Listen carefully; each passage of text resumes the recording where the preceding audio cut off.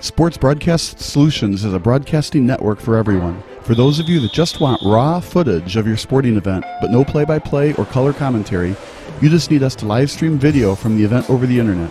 We will live stream your event on YouTube on our Sports Broadcast Solutions channel.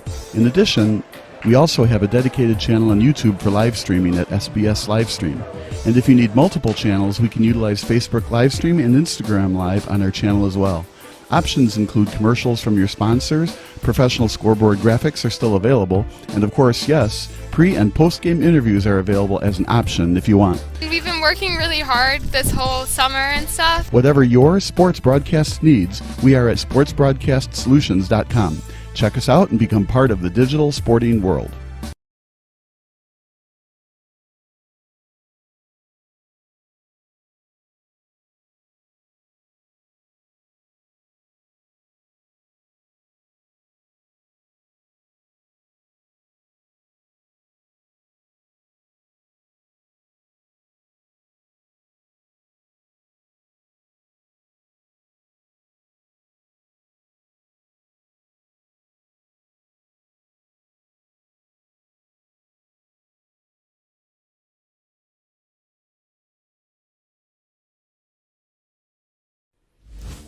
Sports Broadcast Solutions is a broadcasting network for everyone.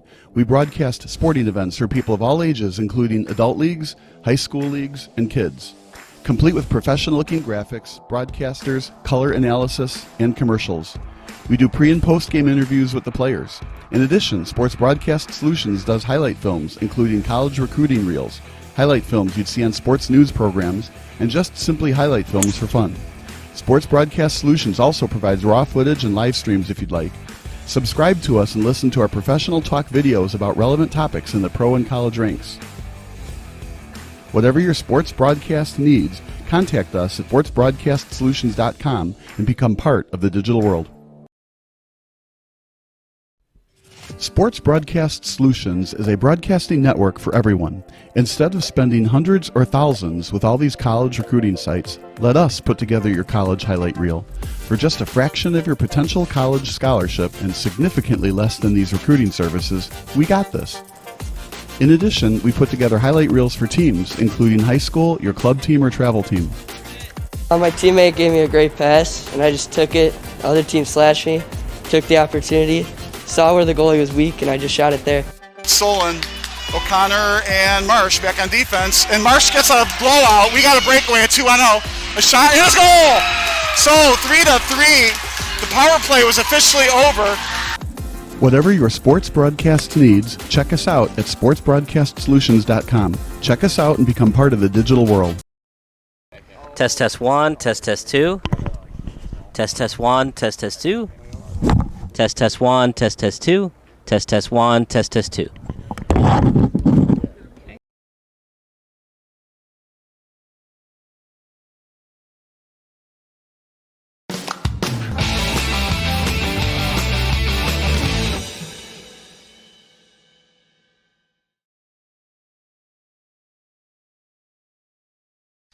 Let's face it, when Ryan Pace signed Andy Dalton to a one-year contract, he knew there was a minuscule chance that Justin Fields would fall into his lap on draft day. Little did Pace know that the San Francisco 49ers would quite possibly make the bonehead move of the draft by selecting a North Dakota State kid over the national championship runner-up. Whether you believe in Trey Lance over Josh Fields, you have to admit there are a lot of question marks coming Lance's way rather than the former Ohio State QB. As we stated in our previous video, non-Power 5 quarterbacks are usually very untrustworthy in the National Football League. Sure, Steve Young came from Brigham Young University, but then you have some very up-and-down performances from non-Power 5 QBs who got their big chance in the NFL. The jury is still out on Carson Wentz from North Dakota State. The University of Delaware's Joe Flacco had one fantastic playoff run, but after that, he had just a very meh overall career. East Carolina product David Garrard eventually flamed out in Jacksonville, etc., etc. Besides Wentz suffering through a barrage of injuries, the other non-Power 5 quarterbacks just couldn't get it done at the next level. There's a chance that BYU's Zach Wilson and North Dakota State's Trey Lance could get it done, but I have my doubts. That makes Pace kind of look like a genius. Months before the draft began, many draft analysts had the New York Jets taking Fields at number 2 overall. Then all of a sudden, the Jets take Wilson. The 49ers surprise everyone and draft Lance over Fields and Mac Jones. And the Panthers trade for Sam Darnold days before the draft. So all Ryan Pace had to do was trade up 9 spots to get quite possibly the second best player of the entire NFL draft. So why not trade up for Fields? After all, Pace is notorious for trading up on draft day. Remember Leonard Floyd and Mitch Trubisky? Then again, those decisions turned out to be mistakes, since the player selected didn't live up to the hype and cost the Bears more young and cost-controlled talent. So was selecting and trading for Fields a mistake? Time will only tell, although it's kind of telling that at least 3 teams passed on drafting him. Then again, teams have made mistakes on draft day before, so it's not uncommon for talented QBs like Fields to slip deeper and deeper into the first round. Anyway, back to the Bears and why they drafted Fields in the first place. The reasons why general managers draft players are numerous, but the main reasons behind the pick are usually threefold. The GMs need to ask themselves 3 important questions. Number 1, does this player positively impact our immediate future? 2, does this player have huge upside and is worth the time in developing him because they'll be great 2, 3, 4 years down the road? And 3, does this player have any red flags in terms of character concerns, work ethic, or overall playing ability? With Fields, I don't see why he wouldn't impact the Bears' immediate future. Although it's true that no rookie quarterback has ever started on Super Bowl Sunday, Russell Wilson and Ben Roethlisberger still proved that rookies can get very close to winning a conference title. During Wilson's rookie year, the Seattle Seahawks came oh so close to upsetting Matt Ryan's Falcons on the road. Roethlisberger's rookie campaign saw the Steelers host the AFC Championship game, an AFC title contest where Tom Brady's Patriots took care of business as usual against the first-year quarterback. Then again, starting a quarterback in year 1 of their development can have drastic repercussions on the franchise. It didn't exactly work out when Sam Darnold got the Week 1 nod for the New York Jets. Blaine Gabbert was a borderline disaster down in Jacksonville after he took over the starting job from Luke McCown. Jameis Winston and Marcus Mariota both started Week 1 for their respective franchises. Did those decisions exactly pan out for either squad? And when you look at some of the all-time greats, what do they have in common? They sat on the bench and had time to learn the offense. They weren't thrusted on the gridiron, where the head coach knew that they wouldn't succeed. Rather, the team drafts the stud rookie and has a veteran place so that the rookie isn't forced to start from day 1. Quarterback is arguably the toughest position in all the 4 major American sports, so why should a kid in his early 20s be forced to play from day 1? Tom Brady learned the offense and blitz packages by watching Drew Bledsoe lead the offense down the field. Brady only threw 3 passes as a rookie. Drew Brees originally sat on the bench and learned from Doug Flutie. Joe Montana only threw 23 total passes as a first-year signal caller. My point is QB play is the toughest to foretell greatness, so head coaches need to be smart about putting a rookie gunslinger into the starting lineup. Fields isn't necessarily a true gunslinger, but his decision-making can sometimes look like Brett Favre. Remember his 3-interception performance against Indiana this past season? Quarterback play is all about intelligence. In essence, the QB needs to read the coverage package and understand if it's a trap defense or an all-out blitz. This just means the QB has to determine if his tight end has one-on-one coverage or if the safety is going to read the play and get in the way of the passing lane for a potential pick the other way. Can Fields read defenses? As evidenced by his 6 TD masterful performance against Clemson, of course he can, but that's not really the question that Ryan Pace needs to answer. Rather, Pace needs to determine if this offensive line can protect Fields and avoid the sort of situation that Cincinnati is currently in, with Joe Burrow recovering from an ACL tear his rookie season. Also, does Fields even need to play right away? My theory is probably not. While it's true that teams can go from worst to first, the Bears are currently struggling with one major component of a championship team: an identity. Let's eradicate the quarterback conversation for a moment and decide what the moniker is of this team now that Kyle Fuller is no longer on the roster. Are the Bears still known for their defense, or is the defense now just marginally better than the offense? We saw some major letdowns from the Bears' defense last season, although a lot of that still had to do with dreadful quarterback play from both Nick Foles and Mitch Trubisky. Hypothetically speaking, better QB play from Dalton should in theory lead to more wins from the Bears, but it's not as though this defense is completely blameless either. Andy Dalton isn't a Pro Bowl quarterback anymore, but there's a reason why Mike McCarthy wanted him on the roster when Dak Prescott was 100% healthy. But even with Dalton, how can the Bears win 13-plus games this season to win a Super Bowl? They simply can't. The answer to that question is they probably just don't have enough talent at running back, offensive line, and tight end to get it done. So if the Bears aren't a Super Bowl contender in 2021, then why rush the process with Fields? Is it worth it for Fields to take unnecessary hits when the Bears could be a 10-7 squad at the very best of their playing abilities? You simply don't rush the process with Fields. Look, there are still legitimate concerns with the number 11 overall draft pick. NFL general managers were right in questioning Fields' decision-making during his time with the Buckeyes. Also, why did Fields lose the starting job at the University of Georgia to Jacob Fromm? That's kind of a red flag, especially because Mitch Trubisky couldn't even beat out Marquise Williams for the starting job at North Carolina. While I would still rather have Fields over a QB from North Dakota State, I can kind of comprehend why the 49ers passed on Fields and drafted Lance. Roethlisberger came from Miami of Ohio, so not every non-Power 5 quarterback will become a mediocre thrower of the football. Lance has incredible strength and can break tackles in the open field like Cam Newton. The Newton 1-yard quarterback sneak is practically a guaranteed touchdown run every time, and Lance could become that same freakish athlete. Still, the competition that Lance faced is nowhere near what Fields endured this season. Fields went up against a top 5 defense in Northwestern for the Big Ten title. He then demolished Clemson's defense with very sore ribs, and then had to face off against unbeatable Alabama for the national title. Also, Lance only played one game this season due to COVID-19. Was that a selfish or a smart move? I'll let you decide. In short, Fields was a brilliant pickup for Pace, or so it looks on paper. Bears fans will have to see if Pace's draft trade was actually the right decision. For the Bears, they need to put a winning culture around Fields. Quarterbacks are important, but if the blocking scheme doesn't fit their skill set, it's going to be a disastrous result, aka getting creamed from the pocket.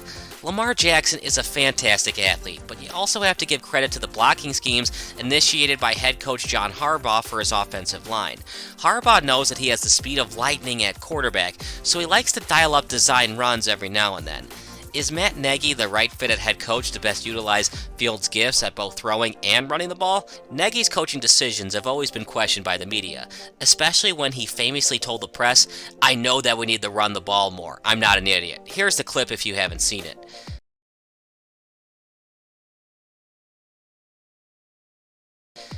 Remember the Tampa Bay game when he gave Tom Brady the ball back with way too much time remaining on the clock? Nagy lost his play calling responsibility last season for a reason. The Nagy playbook is very predictable, and the Bears have basically been a mediocre team on offense since that 2018 fluky year. Regardless of who's calling the plays, Bill Lazor or Nagy, the Bears just don't have a great offensive line or tailbacks. Granted, Tariq Cohen is back for the 2021 season. Other than that, there's more question marks than certainties at the skill positions. One of the reasons why Russell Wilson got the nod in Week 1 is he could hand the ball off to beast mode. David Montgomery is not currently a top 10 running back in the league. Marquise Goodwin can run like a deer, but an impact possession receiver, he is not. Darnell Mooney has a lot of upside in his sophomore season, but upside versus actual performance is very much a thing in the NFL. Until we see it on the field, Mooney's ceiling is still very much a question mark. Damian Williams will be a nice change of pace running back for Chicago, and he came from Nagy's old team in Kansas City. Quite honestly, Williams was arguably Super Bowl MVP over the actual winner in Patrick Mahomes.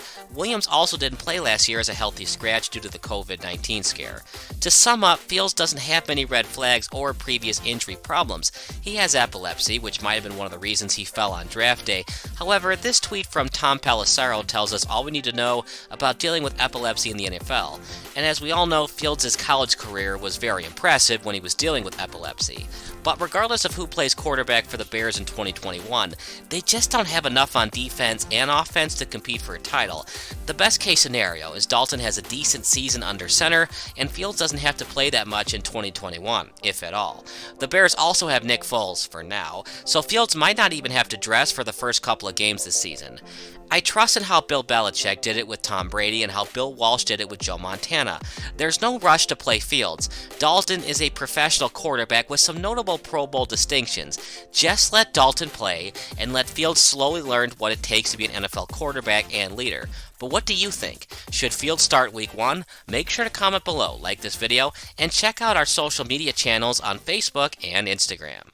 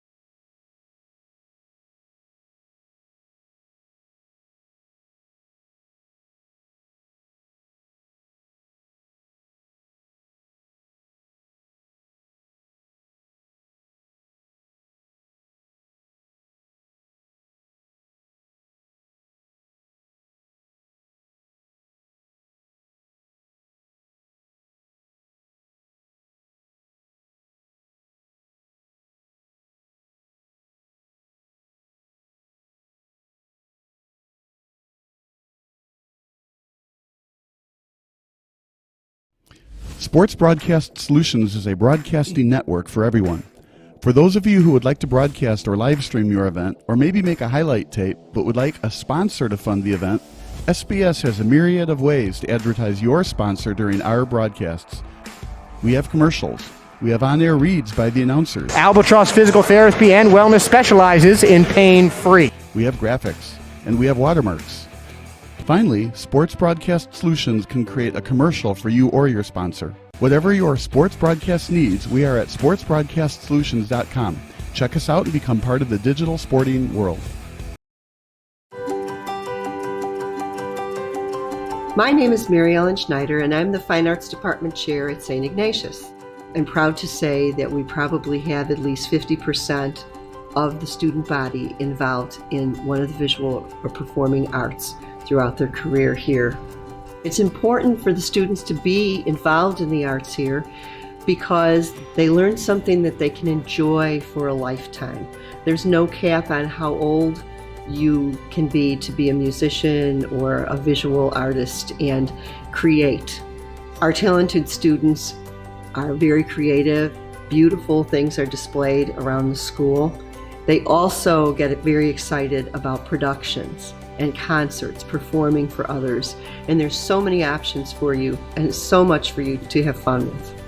I love being department chair because it's exciting to be able to lead a group of other artists and to see them be able to be involved in the arts. Sometimes at the high school level, it becomes very selective. We have so many things here that are inclusive of students at all levels.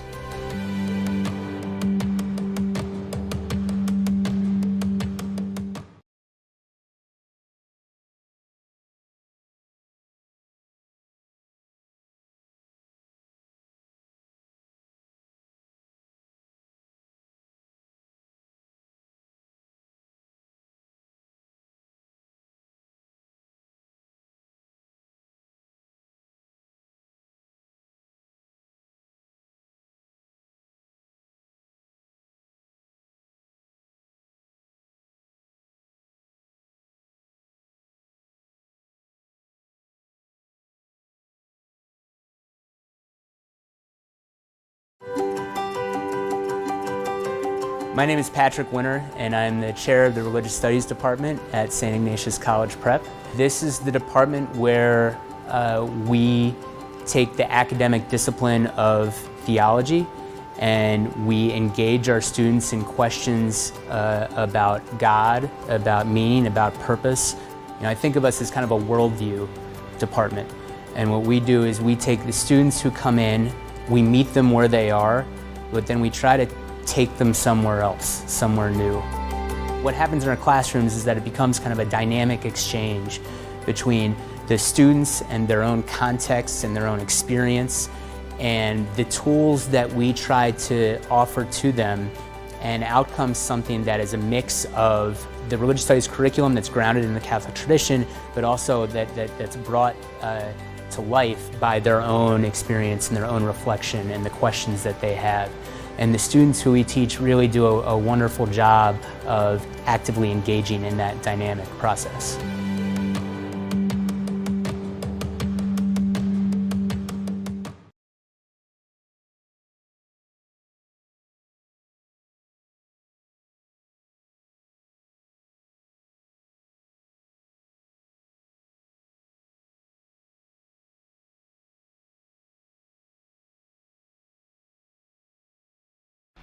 Missing your child's sporting event just plain stinks. But you don't have to worry about that anymore, thanks to Sports Broadcast Solutions. SBS is a live broadcasting network, as well as covering your on-demand needs, recruiting videos, highlight reels, and much, much more. We can broadcast live to any website, and we also post as much on-demand content as you need. For more information about SBS, check out our website at sportsbroadcastsolutions.com. Sports Broadcast Solutions, a broadcasting network for everyone.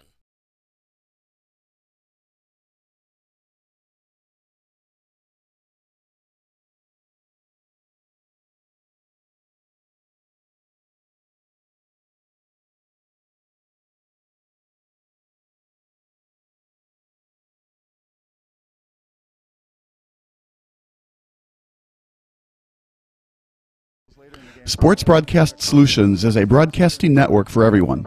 Let SBS broadcast your sporting event. We have experience and can generate excitement and permanent digital memories for your team. Tonight, that time, finally a goal for the Stampede!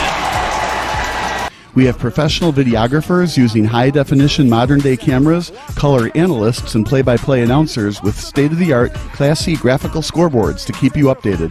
Plus, we have commercials to advertise your team, club, or sponsor, and us. Plus, we do pregame and postgame interviews.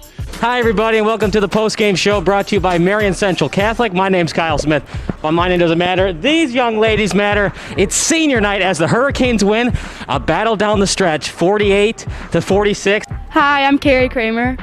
I swim 50 breast, 50 free, and 100 back. Whatever your sports broadcast needs, we are at sportsbroadcastsolutions.com.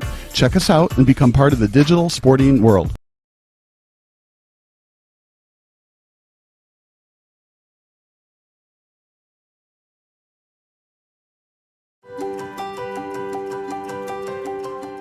My name is Father Lucas Lanauskas. I'm the Vice President for Mission Implementation and Integration. The Office of Mission Implementation and Integration is really about bringing the gospel alive and well into the lives of our students.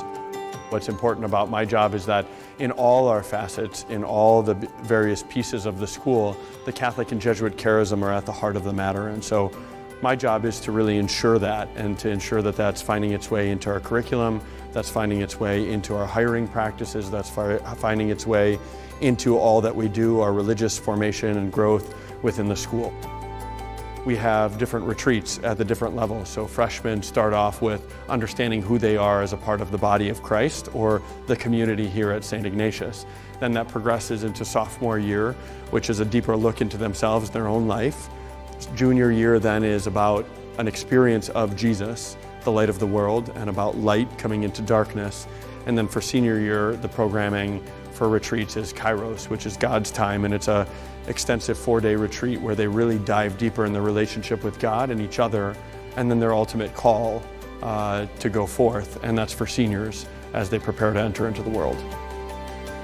Our students have a deep experience of what it means to meet the person of Jesus Christ and to be changed by that relationship, and that is a great gift.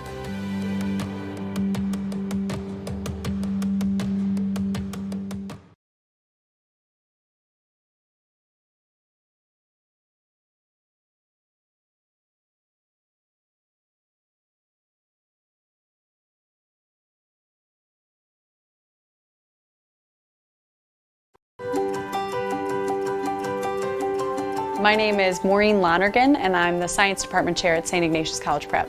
The Science Department at St. Ignatius is a group of 17 science teachers who teach a range of subjects from physics to biology. What we offer for our students is hands-on learning.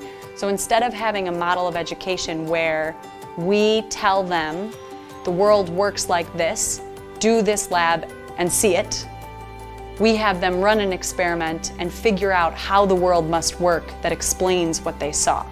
In addition to your experiences in the classroom, students here have the incredible opportunity to be a part of extracurriculars that are science-based. We have a really popular Girls in STEM organization, GSTEM. They bring speakers here and they hear about women doing great things in science.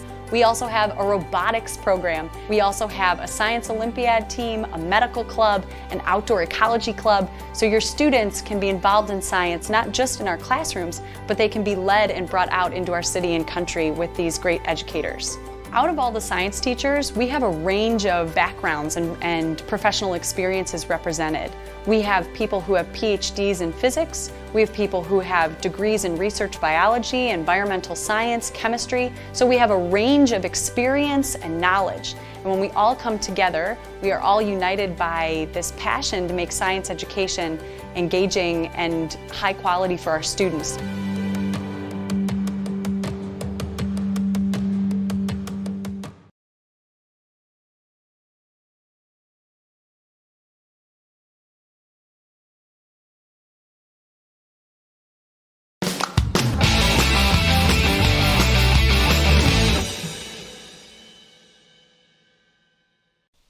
It's no secret that Mike Trout is the best player in baseball today. Some would argue that he's the greatest baseball player of all time, and despite being only 29 years old, he has a path to receiving that exact title.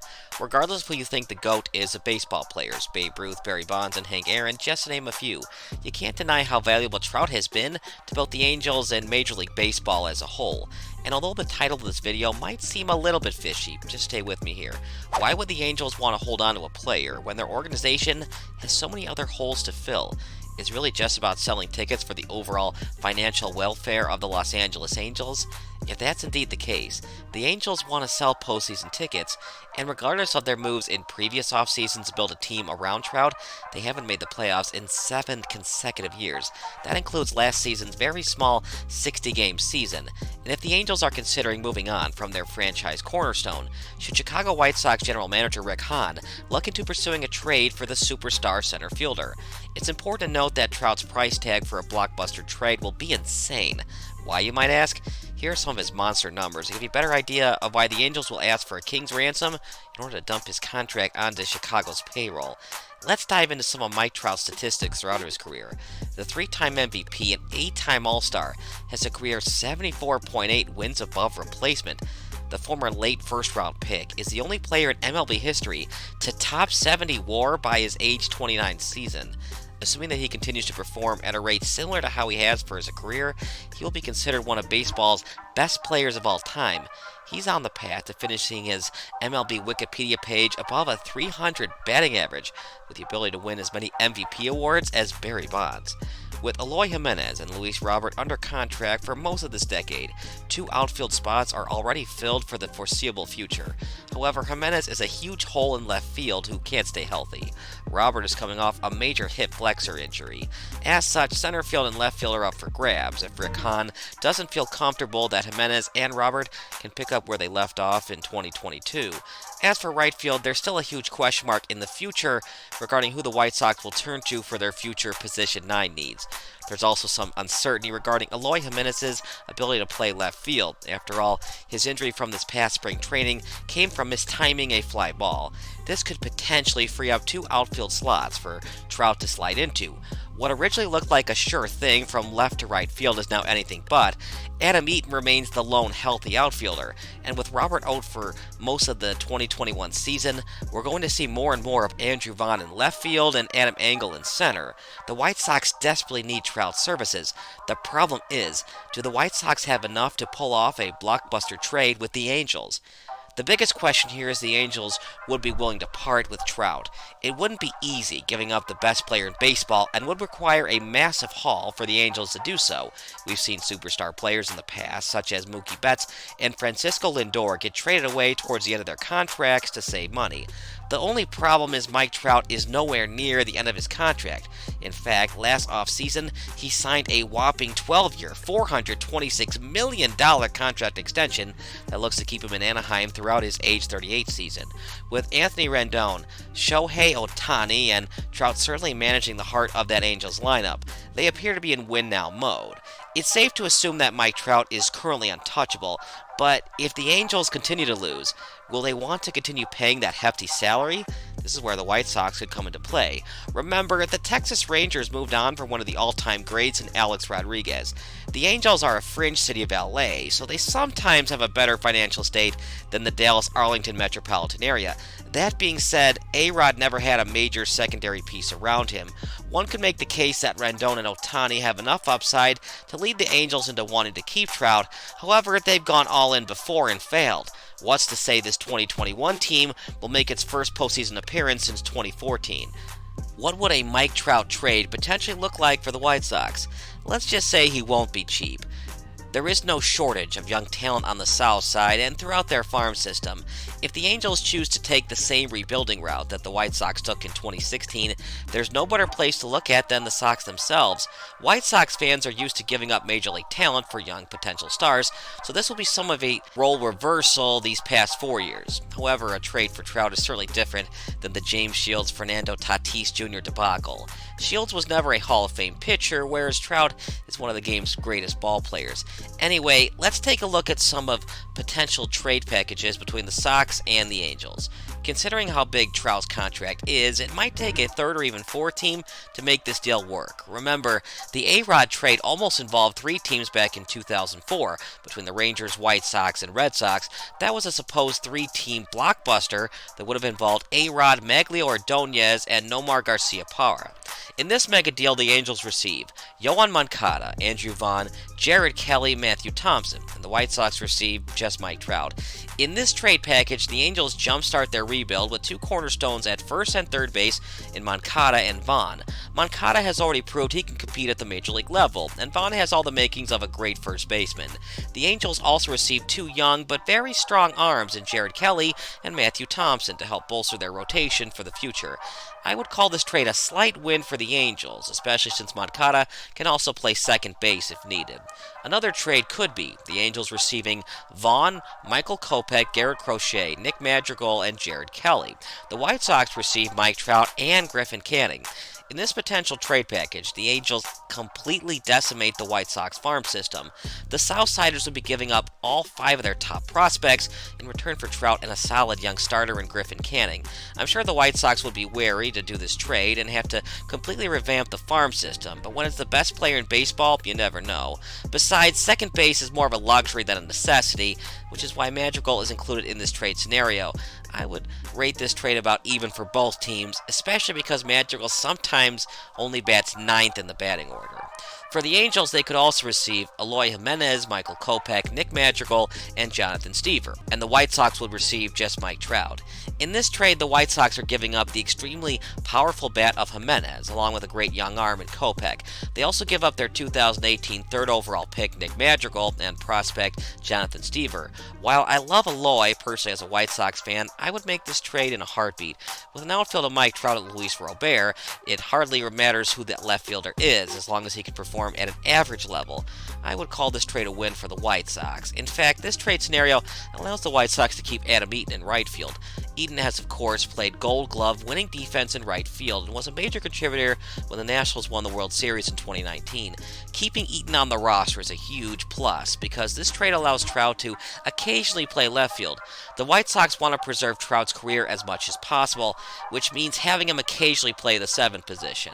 Unfortunately, as Sox fans know way too well, Jerry Reinsdorf has been very timid to go into his pocket for superstar players.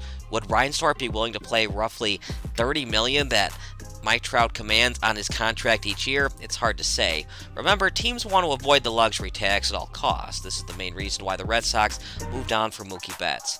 Reinsdorf knows that the current White Sox team is capable of winning now, despite only having the 15th highest payroll in Major League Baseball. One benefit the White Sox have for the future is if they want to trade any of their core players, they're all on cost-controlled contracts and, of course, locked up for a long time. This will make players such as Jimenez and Moncada look much more intriguing to potential trade suitors if that day arrives. In other words, Jimenez and Moncada have team-friendly deals. This would help the Angels front office absorb the Trout trade more easily because they can make future free agent moves without worrying about the luxury tax.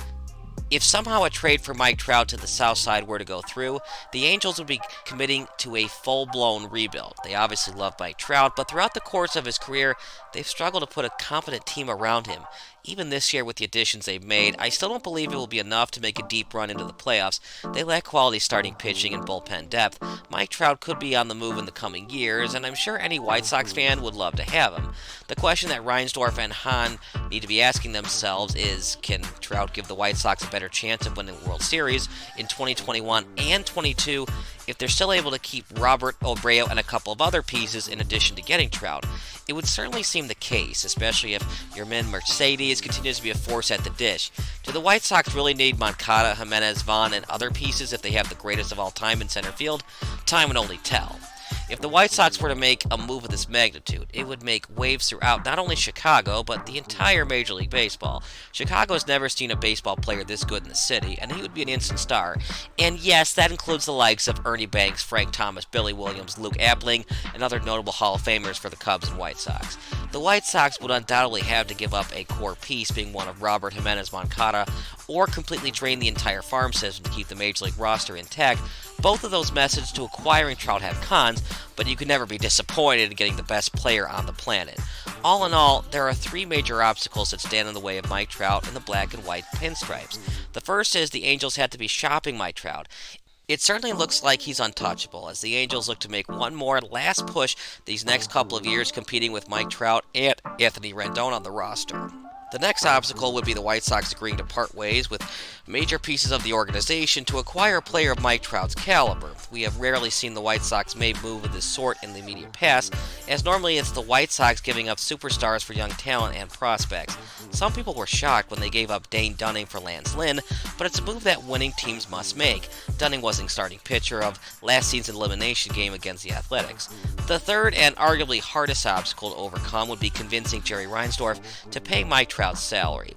As I mentioned earlier, he signed a 12-year, $426 million contract last offseason, making him the highest paid baseball player in history. Not only would he be the highest paid player in White Sox history by far, he would be the highest paid athlete of all time in the city of Chicago.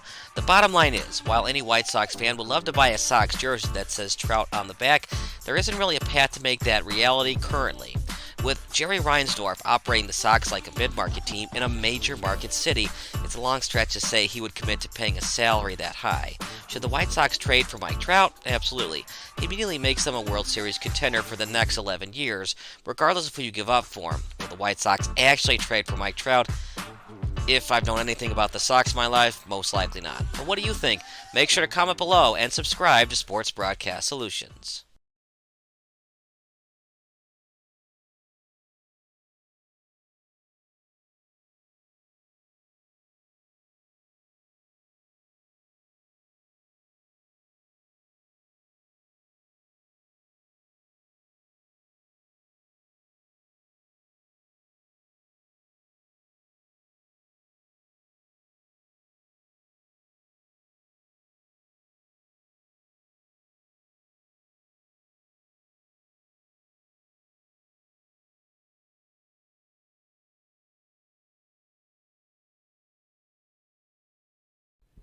Sports Broadcast Solutions is a broadcasting network for everyone.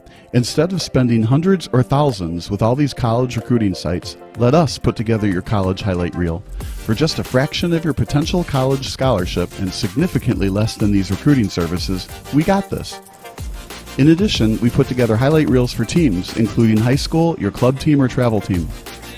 My teammate gave me a great pass, and I just took it. The other team slashed me, took the opportunity, saw where the goalie was weak, and I just shot it there. Solon, O'Connor, and Marsh back on defense. And Marsh gets a blowout. We got a breakaway at 2-0. A shot, and it's goal! So 3-3. The power play was officially over. Whatever your sports broadcast needs, check us out at sportsbroadcastsolutions.com. Check us out and become part of the digital world.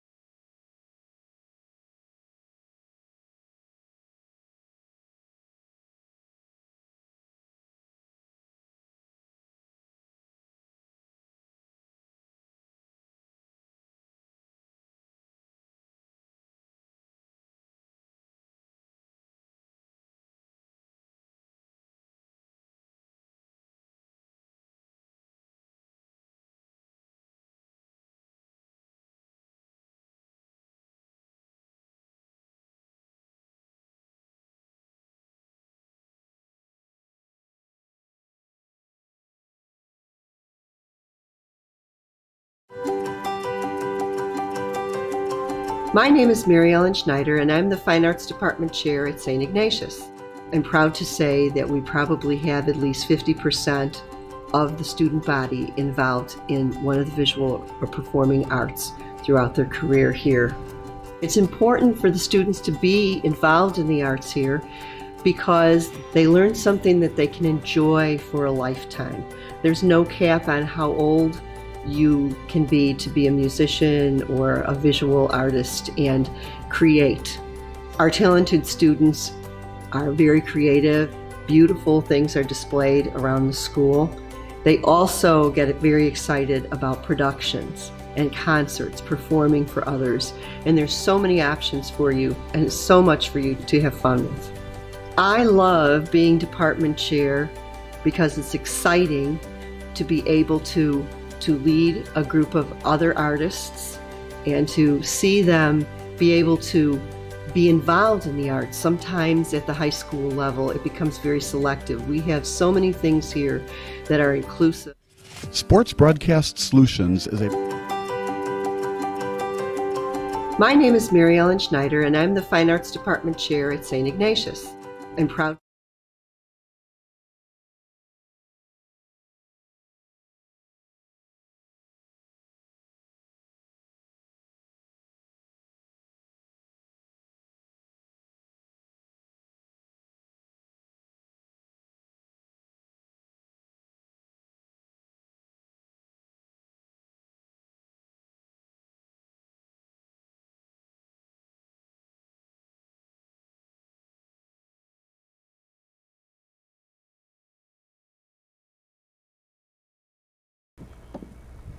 Welcome to the pregame show brought to you by St. Ignatius College Prep Athletics. I'm Kyle Smith, but my name doesn't matter. These young men matter. On Senior Saturday, it's the Battle of I-290 at St. Ignatius against Fenwick. First of all, let's start on the right. Your name, your position, and what playing baseball at St. Ignatius College Prep has meant to you. I'm Aidan Callahan. I play center field, and I think playing here has kind of just helped me make a lot of good friends and everything, so it's built relationships. So that's probably my favorite part about it. It's just a beautiful campus. Does it feel pretty cool that right next door is Curtis Granderson Field? It is pretty cool. I wish we could play there more, but it's pretty cool. It's cool to have the skyline in the background. Absolutely. Beautiful St. Ignatius College Prep. And Fenwick isn't too shabby either.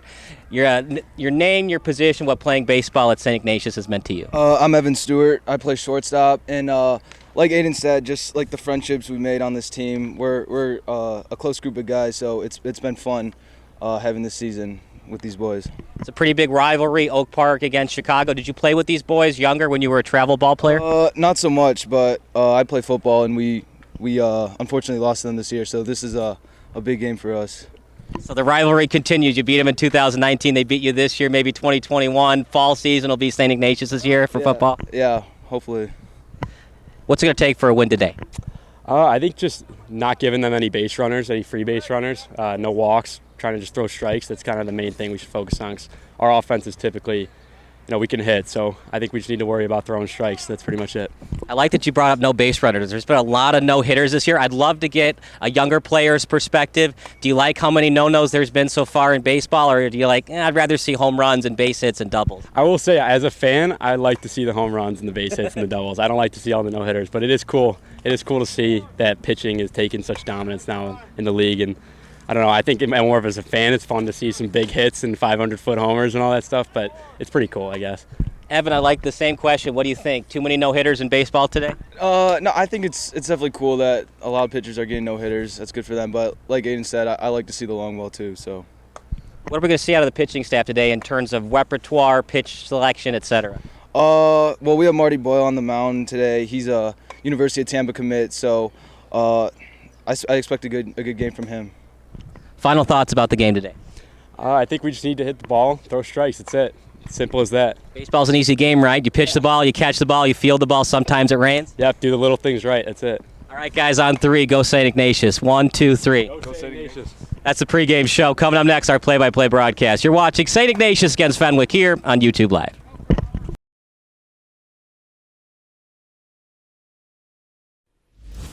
Sports Broadcast Solutions is a broadcasting network for everyone.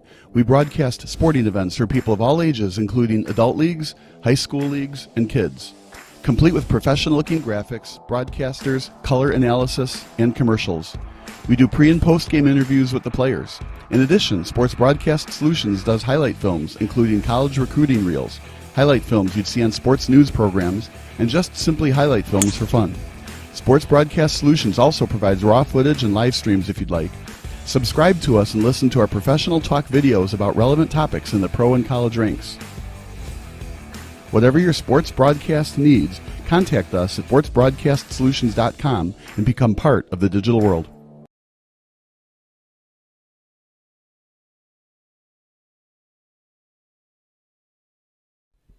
Sports Broadcast Solutions is a broadcasting network for everyone. Instead of spending hundreds or thousands with all these college recruiting sites, let us put together your college highlight reel.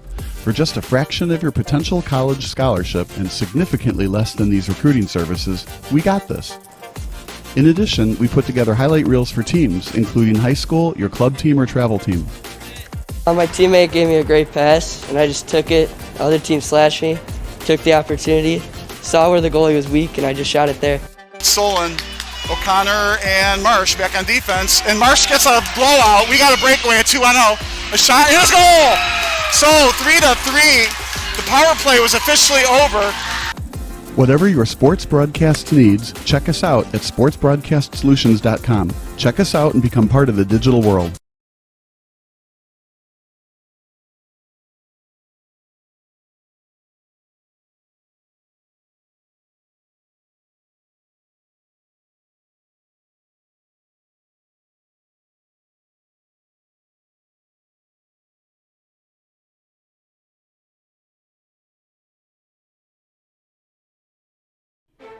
Sports Broadcast Solutions is a broadcasting network for everyone. For those of you that just want raw footage of your sporting event, but no play-by-play or color commentary, you just need us to live stream video from the event over the internet. We will live stream your event on YouTube on our Sports Broadcast Solutions channel. In addition, we also have a dedicated channel on YouTube for live streaming at SBS Livestream. And if you need multiple channels, we can utilize Facebook Livestream and Instagram Live on our channel as well. Options include commercials from your sponsors, professional scoreboard graphics are still available, and of course, yes, pre- and post-game interviews are available as an option if you want. We've been working really hard this whole summer and stuff. Whatever your sports broadcast needs, we are at sportsbroadcastsolutions.com. Check us out and become part of the digital sporting world.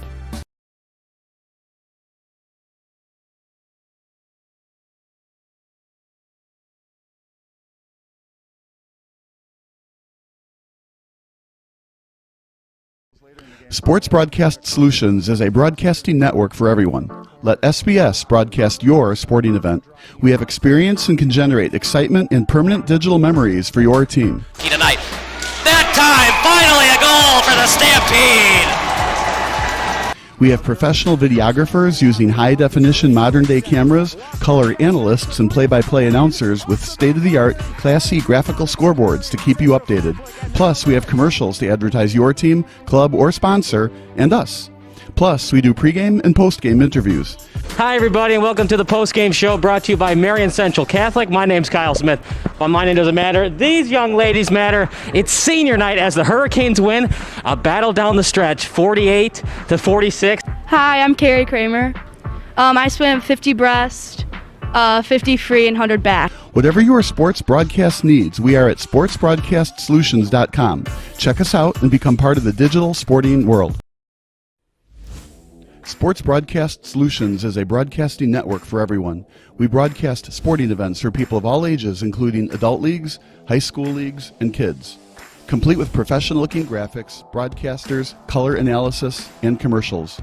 We do pre- and post-game interviews with the players.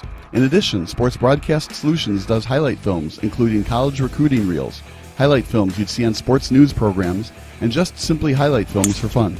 Sports Broadcast Solutions also provides raw footage and live streams if you'd like. Subscribe to us and listen to our professional talk videos about relevant topics in the pro and college ranks.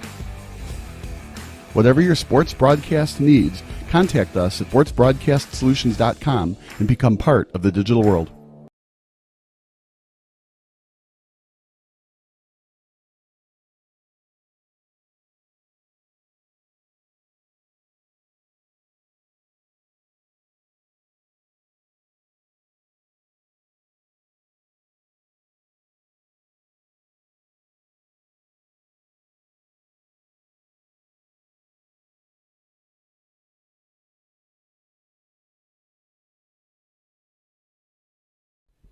Sports Broadcast Solutions is a broadcasting network for everyone.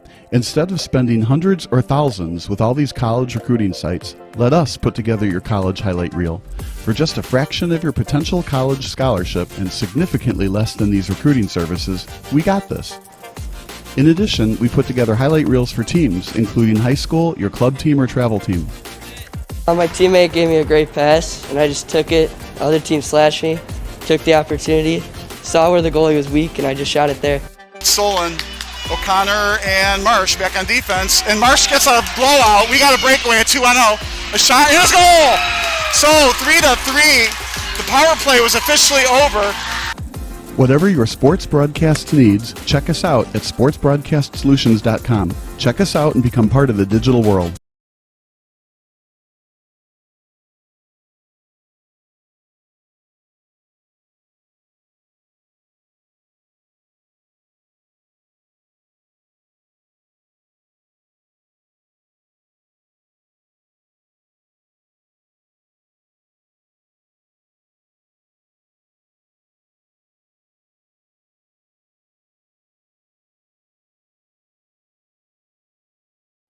Sports Broadcast Solutions is a broadcasting network for everyone. Let SBS broadcast your sporting event. We have experience and can generate excitement and permanent digital memories for your team. Tonight. That time, finally a goal for the Stampede! We have professional videographers using high-definition modern-day cameras, color analysts, and play-by-play announcers with state-of-the-art, classy graphical scoreboards to keep you updated. Plus, we have commercials to advertise your team, club, or sponsor, and us. Plus, we do pregame and postgame interviews. Hi, everybody, and welcome to the postgame show brought to you by Marion Central Catholic. My name's Kyle Smith.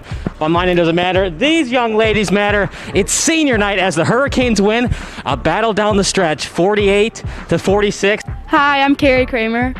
I swim 50 breast, 50 free, and 100 back. Whatever your sports broadcast needs, we are at sportsbroadcastsolutions.com.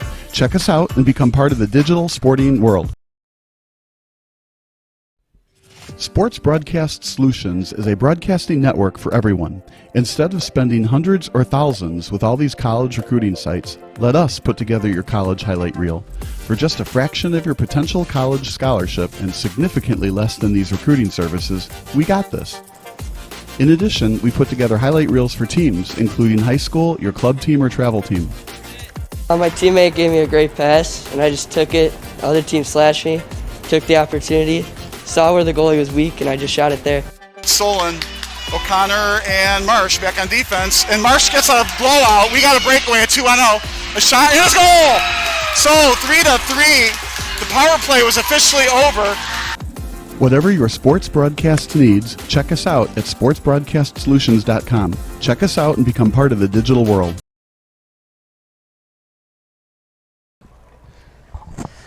Good morning, everybody. It's time for Sports Broadcast Solutions. I'm Kyle Smith alongside Mark Carmen. Mark Carmen on play-by-play duties. I'm on color. Mark Forden on videography today. And it should be a good one, the Battle of I-290, St. Ignatius against Fenwick. So, Mark, have a good game, and you can't get much better than this rivalry. Yeah, Kyle, don't go too far here because this is going to be rivalry central, and it is summertime, man. We got a good... I don't want to, jump into my weatherman act here, but I think it's a good 80 degrees out here. I haven't checked the numbers, but it feels it. And we're going to get sunburned today, Kyle. You are, of course, are not well protected right now, so I'm a little worried about you. I'm wearing the number 50. I feel good about myself. How, yourself? I did not put on sunscreen, but... See, preparation is key in life. It's true, and I'm going to go with a rookie mistake again. I'm going to try to risk it, but I will probably get burnt. But that's okay. No pain, no gain. It's a little bit windy today. We'll give you the lineups. That's brought to you by St. Ignatius College Prep Athletics. For the Friars, to start off this game, they're going to have Wicker leading off. He's at shortstop. Juan at third, the two-hole hitter. In the 3 spot is Mazzacci. In the cleanup spot is going to be Powers. Batting 5th in left field is Coffey. Donnelly, the catcher, 6th. In right field is Breslin. Pitching and no DH today. He's going to hit Corrigan on the mound and Gonzalez at first base. And Mark will give us the lineups for St. Ignatius College Prep. St. Ignatius leading off in the left field is Gladden, number 19. And then at shortstop today, batting second is Stewart, number 27. The center fielder, Callahan, will bat third, number 20. Your catcher is in the 4th spot today, Scott. And right field, batting 5th is Ward. Moynihan is your first baseman batting 6th. And then you have a combo batting second of Johnson and Boyle. Boyle is on the mound, and Martin Boyle is one of the stars here of St. Ignatius. As you know, Kyle, headed to the University of Tampa, where he is going to hopefully have a great career. He's pitching today, so that'll be very interesting to see how he does in this rivalry game. Duff is at third, batting 8th, and Thaxton, the second baseman, batting number 9, like a young Mark Carman would have as a good second baseman 9-hole hitter, sometimes leading off, Kyle. But this is, you have your best pitcher on the mound in a rivalry game, and as we have had just a great season of baseball. And again, you were talking to some of the players before the game, and I'm overhearing the conversation. And it's, we lost to them in football. We just nearly got drilled by a pitcher warming up in the bullpen. This is not just one sport. This is a whole encompassing school. We lost to them in football. We have a chance to beat them in baseball today. Yeah, it's the Battle of I-290. Right next door is Oak Park. We're on the west loop here at St. Ignatius College Prep, Little Italy, right next door. So it's a big rivalry. These kids play travel ball with each other. One of the biggest rivalries in the state, and you can throw out the records when these two play. I know that's really cliched to say, but really you do, because that's how big this rivalry is. It's not just about baseball. They added up who won in softball, who won in water polo, who won in football, and then at the end of the year, those are the bragging rights, who won the most rivalry games. Obviously, in volleyball and water polo, you might play each other twice. Baseball, you play each other twice as well. But that's how big this rivalry is. It's not just about who won in football. It's about, obviously, baseball today and just overall who has the better athletic program. Fenwick or St. Ignatius, today we get to see who has a better baseball program today. So Martin Boyle is warming up right now for the Friars, and left-hander, looks solid as you would imagine. And behind us, another lefty, as we're nearly getting taken out over here. Are you on your toes? Because we've got balls coming from the warm-up on the field, and then right behind us, this is, and Dom Corrigan, by the way, warming up for Fenwick, looks fantastic. I'm saying a solid fastball, good-looking curveball, interesting mound matchup tonight with a battle of lefties. 7 innings of high school baseball coming at you, and, of course, we always appreciate being out at St. Ignatius. I've gotten to do some soccer and lacrosse and now baseball. You, of course, did football as well. We love coming out to one of the best places you can possibly be for high school sports in the entire state, and especially, obviously, the city of Chicago. And as was also said in the pregame, key to these games, simple game. Can you throw strikes? Can you pick up the baseball? And then eventually, you're put some runs together. But first things first is to not give the other team opportunities that they have not earned. Baseball is a simple game. You throw the ball, you hit the ball, you catch the ball, sometimes it rains. You're a big Bull Durham fan, aren't you? I like it. I don't love it. Major League will always be my favorite baseball movie, but there's some funny parts in Bull Durham. I just don't like it that much because it's a AAA movie. I'm sorry, but it's got to be about Major League Baseball. It's AAA. I mean, it's not Major League Baseball. I can't get into it that much. Nick LaLoosh was headed to the majors, man. This is I can't believe what you just said. I'm a little stunned, actually. All right. Here we go with Martin Boyle on the mound as our first pitch of the ball game is underway, and that is a fastball taken for a strike. Count is 0-1. Wicker, the shortstop, leading off here for the Friars. Right-handed batter, left-handed pitcher. Pitch. Just a little outside.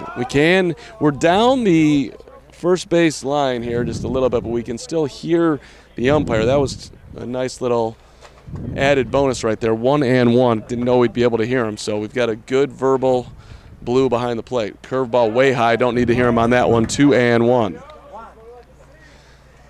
Outfield pretty much straight away. Takes a good poke to get it out of here. But we do have fences today, and your easiest shot is going to be to right field. This is a St. Ignatius team. Some boys are going to be playing college baseball next year. We talked about Martin Boyle. Don't forget about Michael Johnson, he's going to be playing at John Carroll University. And Emmanuel Scott, how about that? He is going to play baseball at Xavier. He will be a Division I baseball player. That is tremendous. Congratulations. It's a 3-1 count here. See if Boyle can battle back here. Bring it full. Pitch. Ooh. Swung at ball 4. Yeah, top of the zone there. Perhaps you are correct. It might have been a little high. 3-2. I'm about swing the bat. You don't walk off of Fenwick. You swing your way to college baseball. I think at this point, Mark, with them being under 500, they're just looking for any kind of base runner they could get a big rally going. Oh, there it is. All right, apparently I had the count wrong. Now it's 3-2. It's impressive to not be able to count the first bat of the game. Normally fatigue catches in the 6th inning. But slow start for me, apparently. 3-2. Pitch. There it is, ball 4 outside. Good at bat to start the ball game for Wicker. Worked it full and got himself on. And a little, did you hear that shout out in the Fenwick dugout? The perfect game is done. A little chatter out here. No, still intact. The no is indeed still intact. That is true. And if you're Fenwick, you're in a rivalry game like this. That was close to a balk, by the way, but luckily he did not put that striding foot more than a 45-degree angle for the balk. I'll let you call all balks today. It's a good solid lead, though, at first for Wicker. Pitch, bunted. Boyle's going to pick it up to go to first. Underhand scoop, and that will get the runner. Juan retired. Runner down to second, little old school. And we had a runner in scoring position. Good work, good work, good work. I mean, we're right here next to the Fenwick bench. I almost feel like we might as well give high fives when they come on in here. That would be unprofessional, right, Kyle? A little bit, especially since the client technically is St. Ignatius anyways. I got that part of it. I think St. Ignatius appreciates that. All right, here comes Will Mizaki, the senior, batting 3 today with a runner in scoring position. And Mizaki, one of the best hitters on this team. The only problem with St. Ignatius, for Fenwick, don't have a lot of power, so they're going to have to manufacture runs. We saw it early on. No homers according to Game Changer, which, of course, in high school isn't a big deal, but you'll see some of these teams that can hit that ball out of the ballpark. Fenwick, not one of them thus far this year, but they do a good job at getting those doubles, getting those singles, and getting those runners in. A little bit late on a fastball. 2 strikes on the batter with a runner at second. 1 out here. Top of 1 just underway. Beautiful backdrop. Pitch. In the air to left center field. Going back and making the play, well positioned the left fielder. That was a good poke by Mizaki. Hit it well.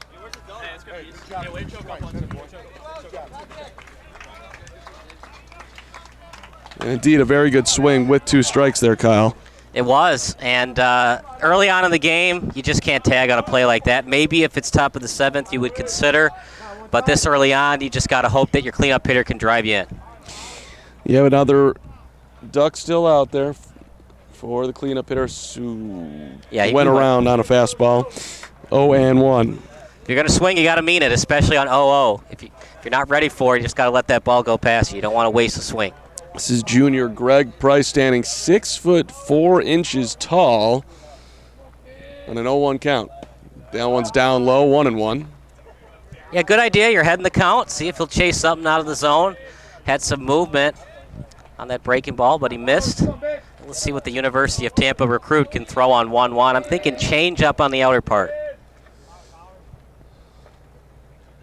I like the Kyle's going bull with a change-up call here.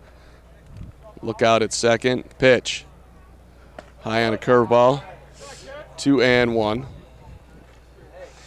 Perhaps a little amped early here. Has not completely settled in to his stuff, and that's the case a lot of times for pitchers. First inning can be the most difficult.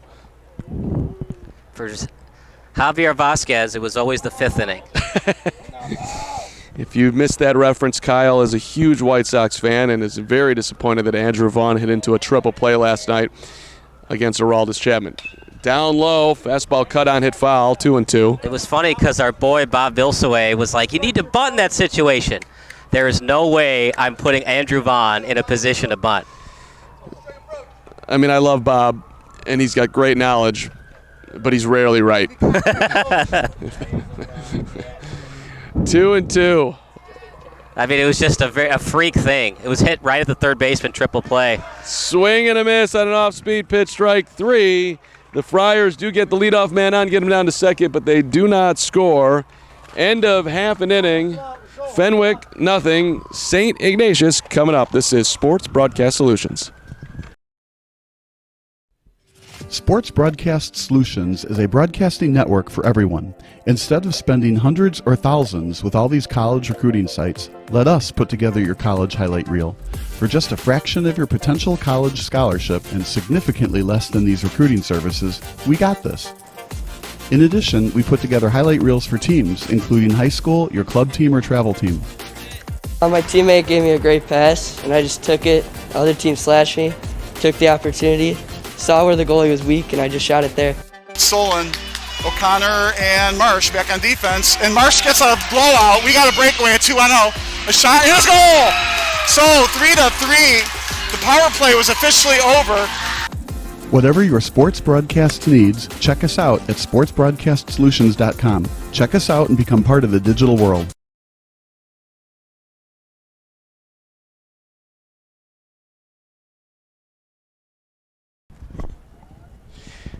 Bottom of the first, here we go. No score with St. Ignatius and Fenwick. Beautiful day for baseball. The big left-hander on the mound, Dom Corrigat. Dom is coming in a little bit taller than me and you, Kyle. He's 6'3", junior. And he's got a little juice on that fastball and seeing the off speed as well. He's got great control. 44 strikeouts, just 12 walks. In fact, he almost has as many hit batters as walks on the season. 7 hit batters, 12 walks, 44 Ks, and only 8 earned runs. He's given up 20, but the defense hasn't always been behind him. Only 8 of those are earned. So an ERA of 2.67, whip just above 1.4. So if St. Ignatius wants to score today, they're going to have to earn it because Mr. Corrigan doesn't really walk people. Just hit the backstop on his last warm-up. Don't read too much into that as we are going to lead it off here for St. Ignatius. Michael Gladden in left field, number 19. Michael Gladden, a 2022 grad to be, is indeed leading it off here. And the first pitch on the way. Ooh, swung on, hit deep to left field, going back, looking up, and that one is out of here. A leadoff jack. Michael Gladden, whoa. That's one way to get it done. A home run, first pitch. I was wondering why left field was so deep on the leadoff hitter. But how about that? Michael Gladden showing his inner Ricky Henderson with a leadoff bomb. First pitch of the bottom of the first. It's 1-0 Wolfpack. The Wolfpack bench up and enjoying that one as they should be. I mean, that was smoked. All right. But as they say in the business, only one run, and if you're Fenwick, you got to get right back on the bump here. Comes down Corrigan. The first pitch to the second batter, Stewart, was a little high. And sometimes a position like that, you know, in a tie score, you kind of feel the pressure. Now you're like, well, I gave up a home run. Now I just got to settle down and throw strikes and not worry about my offense anymore. I'll do my thing, let my defense do their thing, and let my offense do the other thing. Not how many times you fall down in life, it's how quickly you get back up, and that was a fastball getting right back up that Stewart was a little bit late on. Stewart going to Case Western Reserve University, as you mentioned. He had a walk-off homer against De La Salle. Batting second today, taking a strike. That was a good fastball. 2 strikes on the batter. Yeah, pitching can sometimes be easy. If you can throw it over 85, you don't always have to get too crazy with the curveballs and sliders. Challenged him with a fastball, outside corner, swing and a miss, strike 3. Good recovery for Dom, and there's one away. Yeah, well, really easy. 3 fastballs, here it is, see if you can hit it. And he was late on the first one, couldn't make the adjustment, 3 fastballs and a strikeout. Captain of St. Ignatius taking a strike. It's Aidan Callahan, who was gracious enough to join us on the pregame show. Seem to be going to my alma mater, going to Marquette. Let's go Golden Eagles? Yep, they used to be the Warriors. Now they're the... I almost said Warriors, and I realized that had changed, and then I had to work my way into a Golden Eagle. They're now the Eagles of Golden. The Eagles of Golden. Very nice. Pitch is low, but swung it on and missed. 2 strikes on Callahan. Yeah, he's got a lot of movement on that two-seam fastball. You're going to have to be ready in the box and possibly move up just a bit to get ready for it quicker. Pitch by Dom. Top of the zone, little high. 2-2. Aidan Callahan, lefty on lefty. Pitch. Oh, That's nice a pitch. Beautiful curveball. Strike 3. Callahan gone looking. And that's why baseball's so great. It looked like Corrigat was giving up grapefruits, but first pitch home run, then he settles down and just looks excellent, like that home run never happened. Emmanuel Scott, senior, headed to Xavier, as you mentioned, now in the batting box, taking a strike, 0-1. I still remember that Burley game that he threw it under 2 hours, and he threw a complete game. He gave up like 4 hits, and 3 of them were to Ichiro.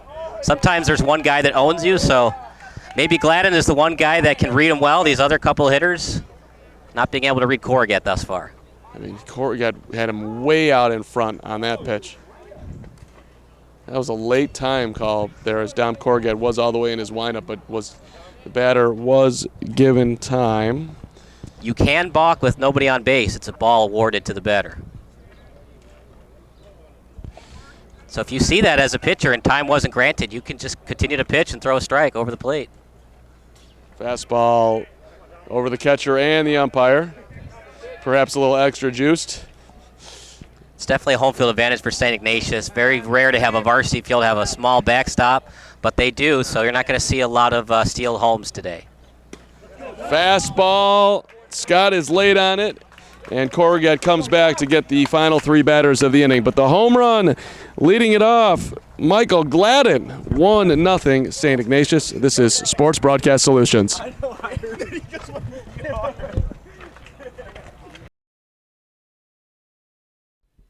Sports Broadcast Solutions is a broadcasting network for everyone. Instead of spending hundreds or thousands with all these college recruiting sites, let us put together your college highlight reel. For just a fraction of your potential college scholarship and significantly less than these recruiting services, we got this. In addition, we put together highlight reels for teams, including high school, your club team, or travel team. My teammate gave me a great pass, and I just took it. The other team slashed me, took the opportunity, saw where the goalie was weak, and I just shot it there. Solon, O'Connor, and Marsh back on defense. And Marsh gets a blowout. We got a breakaway at 2-0. A shot, and it's goal! So 3-3. The power play was officially over. Whatever your sports broadcast needs, check us out at sportsbroadcastsolutions.com. Check us out and become part of the digital world.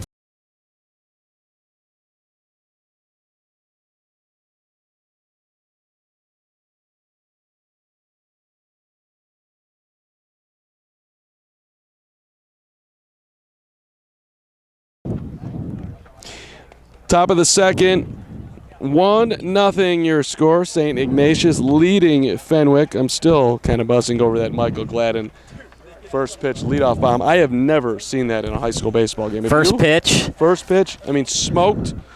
If I have, it's been a long time. I've seen a lot of interesting things. I've seen a guy lose his perfect game, no-hitter, shutout, and the game all in one inning off a 2-run homer and a base hit. But I don't think I've ever seen in a high school game, first pitch gone left field. And after that, Corrigan struck out the side. It's like that home run never happened.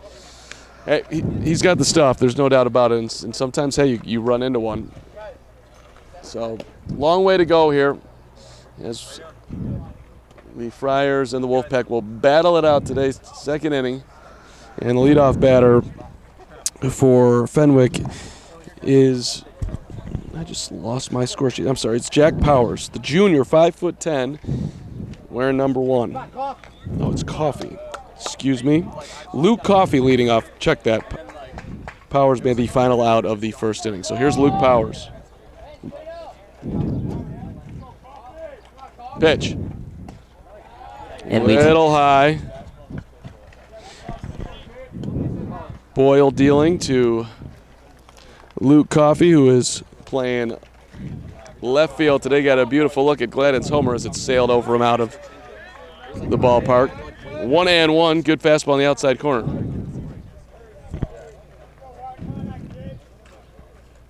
A lot of tall guys today, so we got bigger strike zones for the pitchers to work with. Pitch. Hit hard up the middle. That's going to be a base hit. Leadoff single. Luke Coffey takes the turn, and he'll stay right there.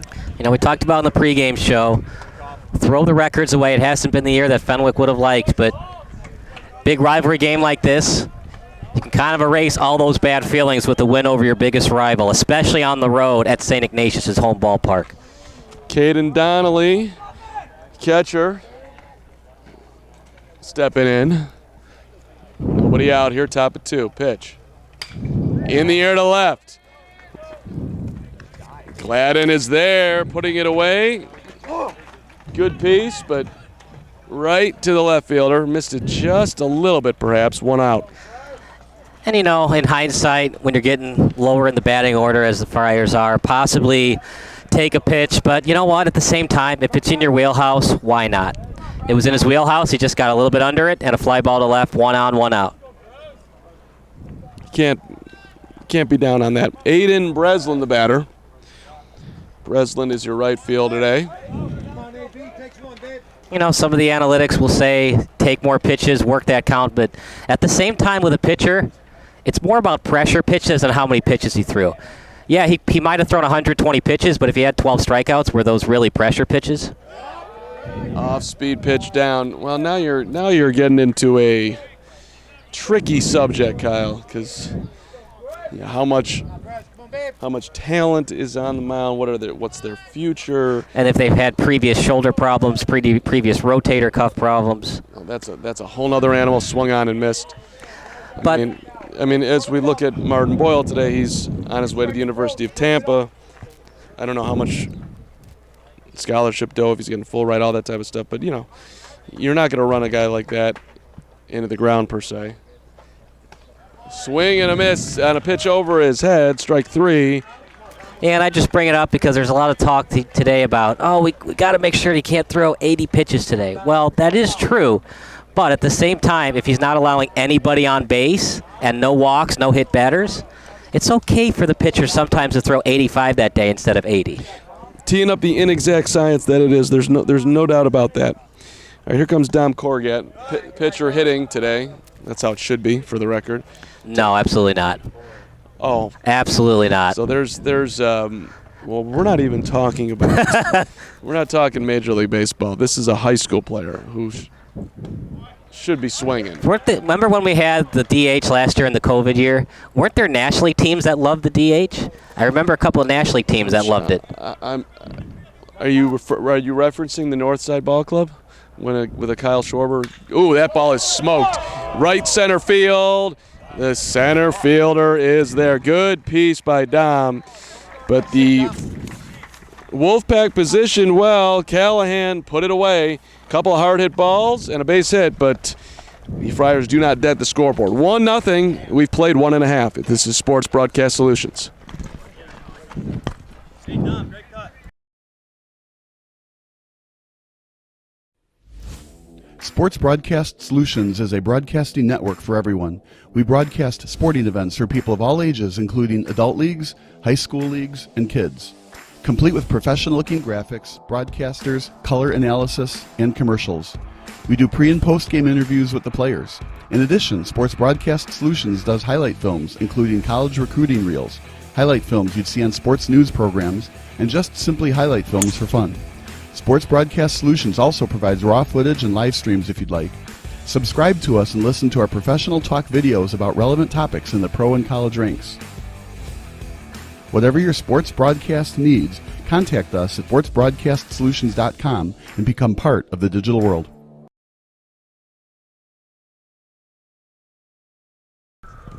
You're watching Sports Broadcast Solutions, a broadcasting network for everyone. Kyle Smith alongside Mark Carmen. It is 1-0 St. Ignatius as I change the score. And really, story of the game, Michael Gladden with a leadoff homer, and after that, Dominic Corrigat has been brilliant. Really, both pitchers have been about the same. Michael Gladden has just been the story of this game. He hit that home run. Everybody else has had trouble hitting the ball. Well, listen, when they were talking about this ballgame coming into today, you knew it was going to be a great pitching matchup, and we're seeing that. How long Dom is going to go and how long Martin Boyle will go, that's, I would think it's going to come close to at least 5, 6, and perhaps 7 innings today. But 1-0 your score here, and St. Ignatius will lead it off with the right fielder. Mr. Ward will step in here. And we'll see how he can handle Dom Corrigat as we get on going here. Good luck. From what I saw after Glad hit that homer, he was tough to get at bat against. Ward on the ground, and oh boy, Dom couldn't handle it, and then his flip to first was in the dirt. That scooted away, and hey, any old way you'll take it. Timothy Ward is on. Timothy, by the way, headed to Yale University. Very intelligent guy. Well, it was intelligent to run hard there because you never know what's going to happen. Ball came off the bat, a little squibber awkwardly. Still looked like he was going to be out, but then perhaps E1 at the finish. It's an E1. It's official from the Fenwick Game Changer account. I would have awarded E1 as well. Somebody already made that call and put it on the Game Changer account? That's amazing. Or did you just do that? Nope. That's Fenwick's Game Changer. It's a good app. Wow, I'm impressed. One of my favorite apps. It changes the game. It's Game Changer. That's exactly right. We got 2-0. 2-0 and Andrew Monahan at the plate. The runner on first, nobody out.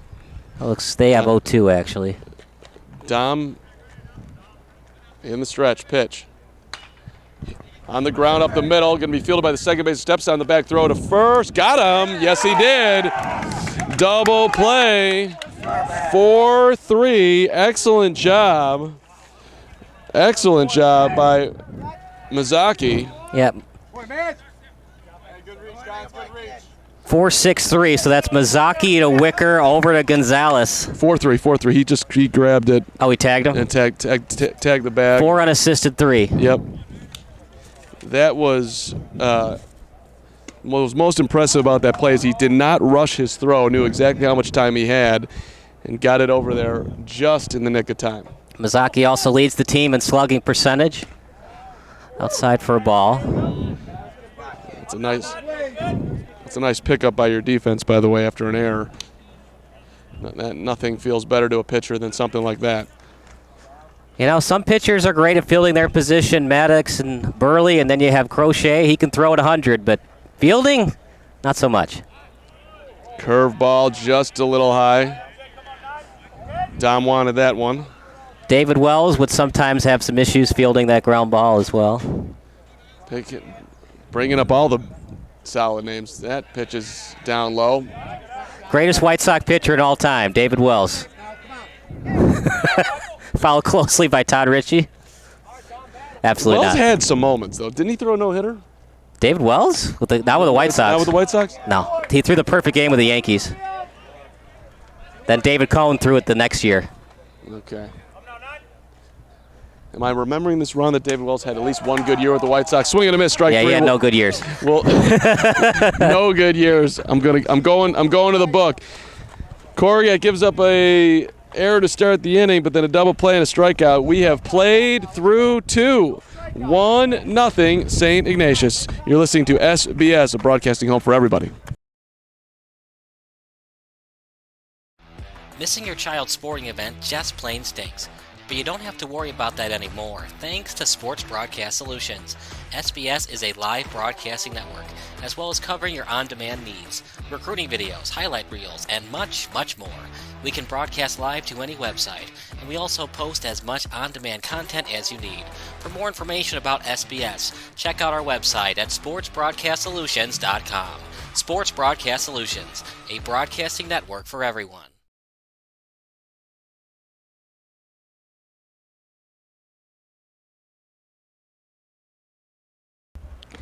You're watching Sports Broadcast Solutions, a broadcasting network for everyone. Top of the third, Corrigat He's had his best stuff today, and even when he's in some jams, he's found his way out of it, helped by his defense as well. 1-0 score, top of the third. And Mark, dare we say we could see a 1-0 game today? It's only top of the third, but both pitchers have their A game today. I would dare say that we are not going to have that. Because you know why, Kyle?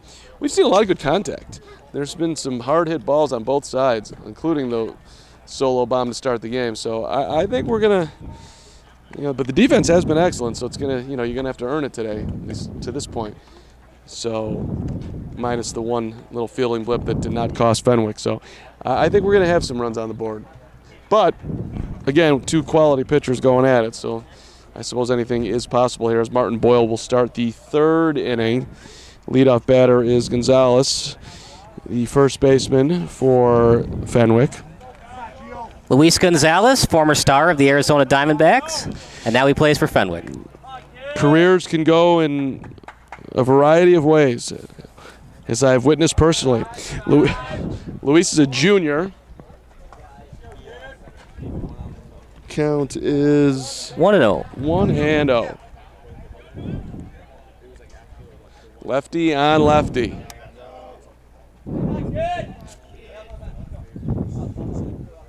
Pitch is high for a ball. 2-0. We don't have the dimensions of this field. It looks a little bit shallow because they do share this. Right behind it is the practice field for football. But, yeah, all the outfielders today, regardless of the dimensions of this field, they are playing deep today, especially when Gladden's at the box. See if Boyle can find the strike zone here. He cannot. 3-0. And just like you're mean, pull that trigger, baby. Your mean Mercedes, the 3-0 thing?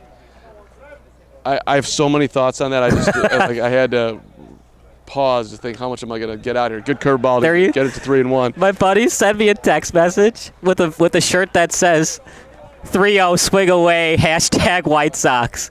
It's so great. I'm thinking about buying it. 15-4, getting a sign from your Hall of Fame manager. Swing and a miss, 3-2. And the only thing that bothered me about it from your means perspective, not the swing, not the homer, not even the point to the sky after a round of the bases, but then after getting called out, he said, I can't change anything. Oh, my goodness, all the way back from 3-0, and he strikes him out. Top of the zone, good fastball, and you did not ideally want to ever put the leadoff batter on, let alone the 9-hitter, and that was a good work back by Martin Boyle. That was ball 4, by the way. It was, but that's what makes a 4-seam fastball so important to your repertoire. Yeah, it'd be great to have a split finger. Yeah, it's great to have a forkball. But if you have movement on that 4-seam, you're going to stay in this game a long time. Here we go with the leadoff batters. We flip back around. The shortstop Wicker is up there. Apparently his nickname is Yosh, if I'm hearing this correctly. It's a leadoff walk to start the game. He got over to second on the bunt, but was not able to score. Yeah, worked a very impressive first at bat, no doubt about it.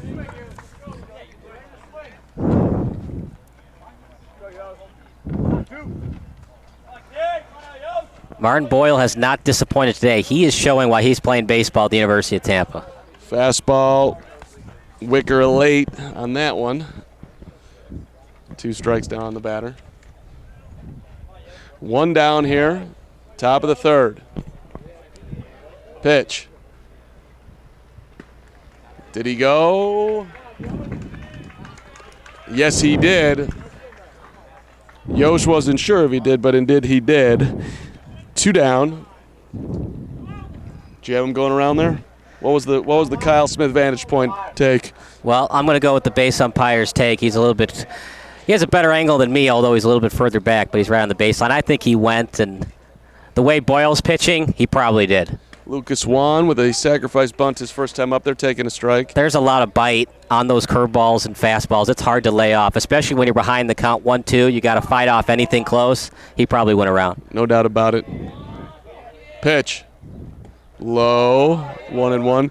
Kyle Smith, by the way, for our Sports Broadcast Solutions audience, a former umpire at one point in your career, Kyle. I'm still going to umpire some games this year, but I'm semi-retired. Great way to give back to the game, make a couple extra dollars. Pitches up top. I've seen some 2-1. great games, Yeah. especially that Babe Ruth League game where the pitcher had a perfect game and the opposing pitcher only gave up 1 run, and then the opposing pitcher hit a 2-run homer to give himself the lead and get rid of the other pitcher's no-hitter. It was nuts. Ball 3. Do you ever get caught up as an umpire in those moments where you want the story to continue? For sure. I mean, you want to be unbiased, but it's an unwritten rule of baseball. I know the younger fans don't like it, but unwritten rule of baseball, if he's throwing a perfect game, anything close on 3-2, you got to ring him up. Swing and a miss. Milt Pappas is the prime example of that. He still thinks he had a perfect game in 1972. The home plate umpire disagrees. Who was the umpire? I forget who the home plate umpire was. 3-2 count. Pappas was working on the perfecto, and they called ball 4. I forget who it was as well, but Milt Pappas and or Les Grobstein, do not forget. Ball 4, pitch in the dirt, so 2-out base runner here for the Friars. And I know Clayton Kershaw will probably be in denial about it, but I don't think he likes Hanley Ramirez too much for making that E6 that cost him a perfecto against the Colorado Rockies. Those are moments that are throw to first runner back. There are certain moments in life that you will never, ever forget, and you just named a couple. I'm sure Hanley sometimes thinks about that errant throw against Colorado. Inside corner for a strike. Meanwhile, this might be a game that Fenwick and St. Ignatius might never forget. 1-0, an excellent pitcher's duel by both pitchers early on at the home of the Wolfpack. No wind out here today. Sun coming down. Swing and a miss on a fastball a little bit late. Boyle now finding the range with both the heater and his curveball. If he has a slider, this would be a good time to use it on 0-2. He shook off. Wanted to throw the fastball. You got to be careful. That's something you're not going to be able to do at Division II. 0-2, it's got to be outside the strike zone. You just can't throw a fastball middle part like that. That's going to be driven a long way at the D2 level. High school, you can get away with that on 0-2, but college, it's got to be out of the zone on 0-2. Well, if they're not expecting it, that's one thing, but probably not exactly where he wanted. See, that's a better pitch on 0-2. Wow. Down and in. Caught the inside portion of the plate right at the knees. Strike 3 looking. And the Friars do not score here in the third. We have played 2.5. To the bottom of 3 we go. 1-0. That is your score. St. Ignatius on top. You are watching SBS, a broadcasting network for everyone. Sports Broadcast Solutions is a broadcasting network for everyone. Instead of spending hundreds or thousands with all these college recruiting sites, let us put together your college highlight reel. For just a fraction of your potential college scholarship and significantly less than these recruiting services, we got this. In addition, we put together highlight reels for teams, including high school, your club team, or travel team. My teammate gave me a great pass, and I just took it. The other team slashed me, took the opportunity, saw where the goalie was weak, and I just shot it there. Solon, O'Connor, and Marsh back on defense. And Marsh gets a blowout. We got a breakaway at 2-0. A shot, and a goal! So 3-3. The power play was officially over.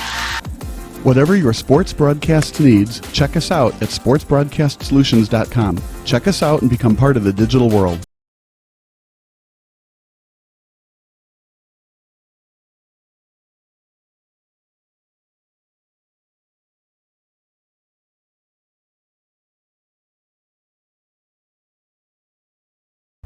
Sports Broadcast Solutions, a broadcasting network for everyone. Hope you're enjoying the game. I certainly am. It's 1-0 St. Ignatius, a leadoff homer by Michael Gladden, and that's it.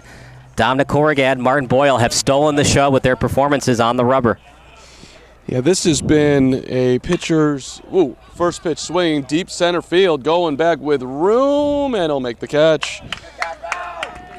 That was a good ride by William Duff, who's going to play some baseball at Illinois Wesleyan.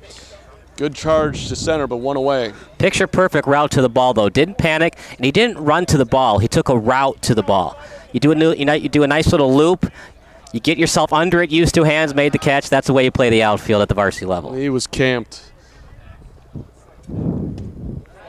Pitch on the way, and 1-0. Good bottom of the zone fastball to Aidan Thaxton. Thaxton playing second base. Pitch. Fastball right down the middle, 0-2.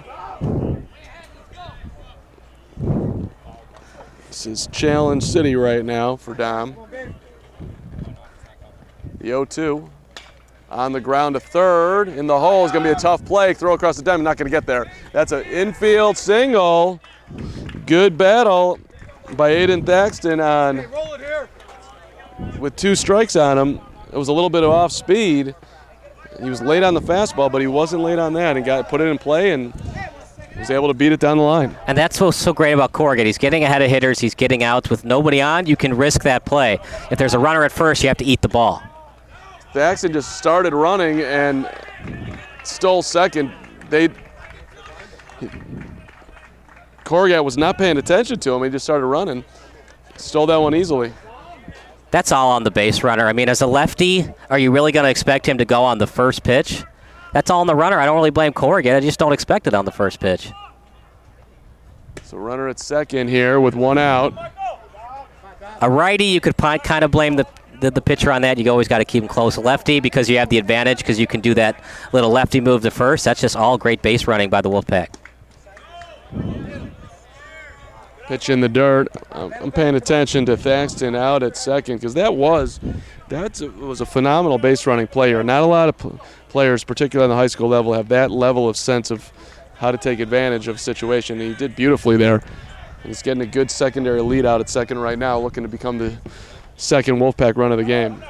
3-0. I personally would put Gladden on after that at bat he had in the first inning, but they're going to pitch to him. Taking a strike. Gladden throwing his bat as he thought it was ball 4. No, that was right at the knees, baby. It's time to swing. He apologized to the umpire, and the Friar dugout gave him a little pitch on 3-1. On the ground to third, just foul. It's the reason why I don't want to pitch to Gladden there. He is just seeing the ball well out of Corrigan's hands. That close to being a double. 3-2. Remember, first is still open. You don't have to throw a strike. You can just throw your best pitch, and it doesn't have to be a strike. Let's see if Corrigan challenges him here, though. 3-2. I would think at this point, this particular bat especially is personal after the leadoff home run. Let's see. Pitch. Oh, my goodness. Beauty. Strike 3. And that, my friend, is why the managers at Fenwick are smarter than I am. I would have put Gladden on. He comes all the way back from 3-0 with a big-time K. It's kind of like that Mia Hamm, Michael Jordan commercial. Whatever you can do, I can do better. Martin Boyle comes back from a 3-0 count. Now Dominic Corrigan does the same thing. Runner going to third. Throw down. I think he's got him. He does. Wow. Huge momentum getting out of that inning for the Friars with a coming back from 3 on a strikeout and a throw down to third to get the runner. Base umpire got his money's worth there. That could have gone either way. Throw was there, but it was an excellent slide. He was able to get to the bag. I don't know, Mark. What do you think? Close enough. You're out. I liked it. Let's go to the fourth. You're watching SBS, a broadcasting network for everyone.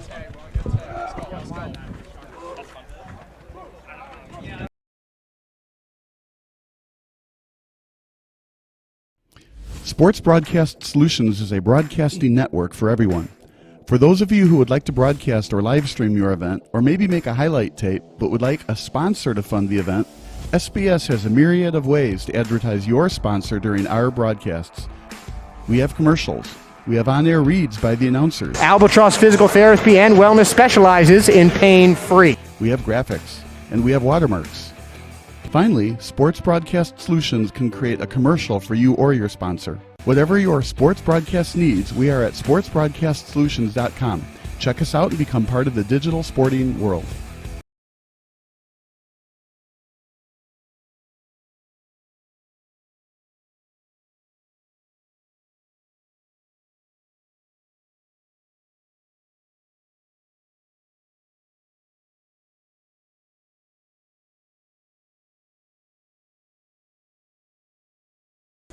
Top of the fourth, St. Ignatius 1, Fenwick 0. Michael Gladden. Not only does he have a leadoff homer, Mark, but he almost got a RBI double that half inning. Yeah, it was a great at bat and really kind of a defining moment of this ball game so far. To come back from 3-0, where on the 3-0 pitch he flipped his bat because he thought it was ball 4, and the Friar bench got into it there, and then to come back and get him looking on a curveball, super impressive. So this is you can feel the rivalry of this game going on. We're hearing some of the chatter over here. This is really what it's all about, honestly, on the high school level. It's Sure. really fun to be a part of. Glad to be here. We covered St. Ignatius Fenwick for football. That was a fantastic game, and baseball is not disappointing either. We're already halfway through. It's 1-0 Wolfpack. And Martin Boyle stays on the mound here. Obviously hasn't given up anything. Seems to be getting stronger. Fastball right down the middle, swung on and missed. 0-1. Obviously, you got to analyze his pitch count. As he's going to be playing baseball next year, you don't want to put him in an injury situation. But a big game like this, you almost want Boyle to go 7 if he wants to go 7. This is Jack Powers, the cleanup hitter for the Friars, getting it started here. 0-2. Off-speed pitches, no good. Top of the 4th. What are we looking at? What are you pointing at? No, in case you can't see it here, it's over there as well in the electronic scoreboard. Oh, I see. I got it. Oh, so are you in control of both those things there, Kyle? No, just that's the backup in case I fell behind. I see. Okay, this professional operation going on here. Top of 4. We're playing 7. It's 1-0. We might play 9. We might play 15. This might go on forever. I know you're anti-swing and a miss, strike 3. I'm just anti-7 at the major league level. I'm fine with it for high school. Just you got to play at least 8 in majors. I'm not all for the 7-inning doubleheaders. Boyle seems to be getting loose out there. That pitch had some extra little juice on the top of the zone, swing and a miss, strike 3. Yeah, for Fenwick, I think they got to do what they did in the top of the first. Get a base runner and a bunt. Obviously, with 1 out, it's tougher to do that, but going to have to manufacture some runs, and you can't think about getting ahead 2-1. You got to think about just tying the score right now, get it to 1-1, then you work your way from there. And the way you work your way from there, first get a base runner. Well, that's where we got to get to. And Luke Coffey at the plate had a single up the middle, his first at bat. Takes down. It is 2 balls and no strikes, with 1 out here in the 4th. 2-1. It's got to be your pitch. Boyle delivers. Fastball just outside. 3-1.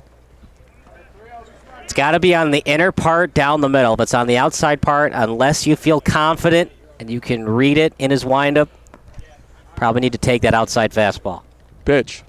That's ball 4 low. So 1 out base runner for Fenwick. Remember, it's high school baseball today, so you can enter and re-enter. So if you want to do a runner, he can enter, and then your original starter can re-enter. Caden Donnelly, who ripped one his last time up as well, so we'll see if he can get another good piece. Boyle's pitch. Outside corner. Great job by the catcher framing that one. 0-1. One of the lamest sayings I ever heard, but it works. Take him to Michael's. Get him a frame. Is that a dad joke for you? That is out of left field. The fact that you know what Michael's products is, like the only Michael's I know is out in Highland Park, Illinois, where they have a great cheddar fry. But I do on deep research remember that Michael's does that. Here's a ground ball up the middle. It's a base hit. Runner down to second. Coffey will hold there. Donnelly up the middle, and all of a sudden, Fenwick's got something going here in the 4th. Because Fenwick has struggled at times to manufacture runs, it's not outside the question to bunt it down the third base line, especially if third base is playing back. But it's aggressive with 1 out. I don't know I think I'm going to let he is Mr. back. Breslin swing here. It's all about if you practice those situations. If you don't practice bunting a lot, or you don't have a lot of bunters on your team, you got to swing away, obviously, here. But if you practice a lot of bunting, this might be a good bunting situation. Even a double steal wouldn't be out of the question. Pitch. And that's a line drive to right field. It's going to get down for a base hit. Runner going to third. He's going to be held there. The throw is in and going to be trickled all the way to the plate. Bases are loaded. Coffey didn't get a great read on that, but even if he did, I don't think he could have scored. Yeah, it's a little bit early to do an all-out send for your third base coach. You're looking for a big inning. Fly ball still ties up the score. Base hit now scores 2. And let's see what Martin Boyle has here to get out of his first big jam of the game. In the windup with the bases loaded and 1-out pitch. Low for a ball. Of course, a lot of pressure right now on the catcher as well. Keep everything in front of you. That is huge. Emmanuel Scott behind the plate, of course, for St. Ignatius. Breslin, Donnelly, and Coffey all with the hits for the Friars. Pitch. Off-speed pitch for a strike. And reminder, Dom Corrigat, his first at-bat, got a big-time piece, smoking one of the outfield, so I'm sure he's feeling pretty confident up there right now. 1-1. Oh, you got to wear that, kid. Low for a ball. 2-1.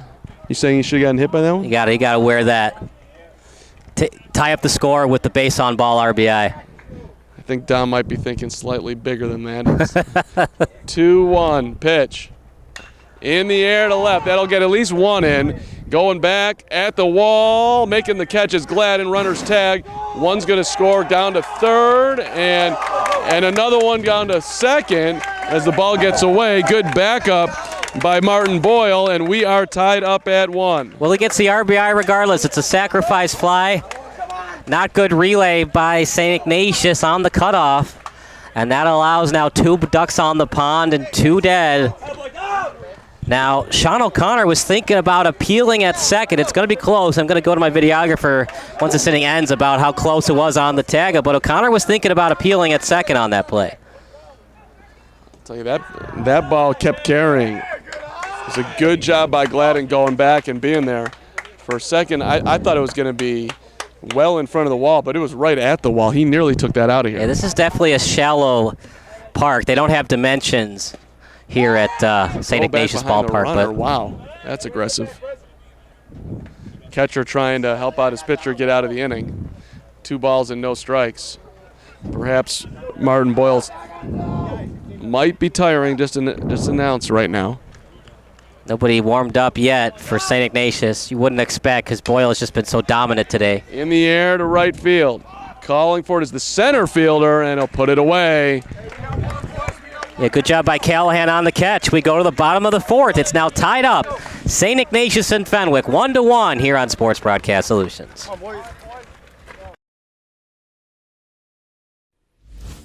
Sports Broadcast Solutions is a broadcasting network for everyone. We broadcast sporting events for people of all ages, including adult leagues, high school leagues, and kids. Complete with professional-looking graphics, broadcasters, color analysis, and commercials. We do pre- and post-game interviews with the players. In addition, Sports Broadcast Solutions does highlight films, including college recruiting reels, highlight films you'd see on sports news programs, and just simply highlight films for fun. Sports Broadcast Solutions also provides raw footage and live streams if you'd like. Subscribe to us and listen to our professional talk videos about relevant topics in the pro and college ranks. Whatever your sports broadcast needs, contact us at sportsbroadcastsolutions.com and become part of the digital world.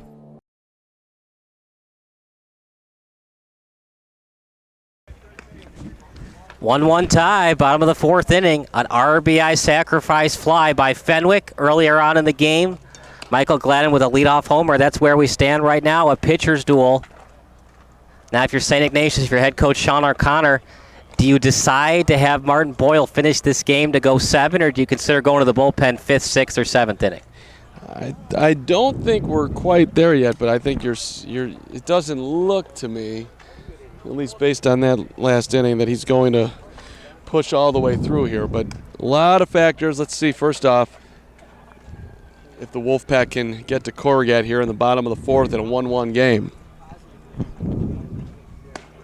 And maybe it's just because we're on this side of the field, but the energy in the Friars dugout seems to be least from what I can tell, a little bit higher today than the Wolfpack. Are you noticing the same thing, or am I just in my own world here?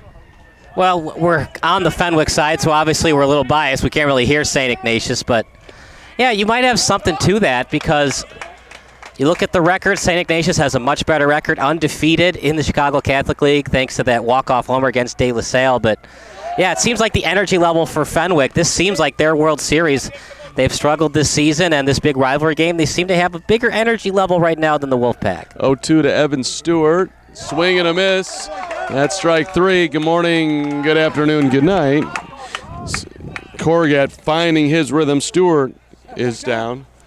You just look at Dominic's previous games. Most hits he's ever given up in a game was only 7. 3 times this year he's only given up 1 hit. Big, tall lefty now is really feeling it. Fastball swung on and missed, 0-1. This is Aidan Callahan. A little nubber in front of the plate. It's going to trickle foul. Callahan will have to come back. He, in all likelihood, was going to beat that out.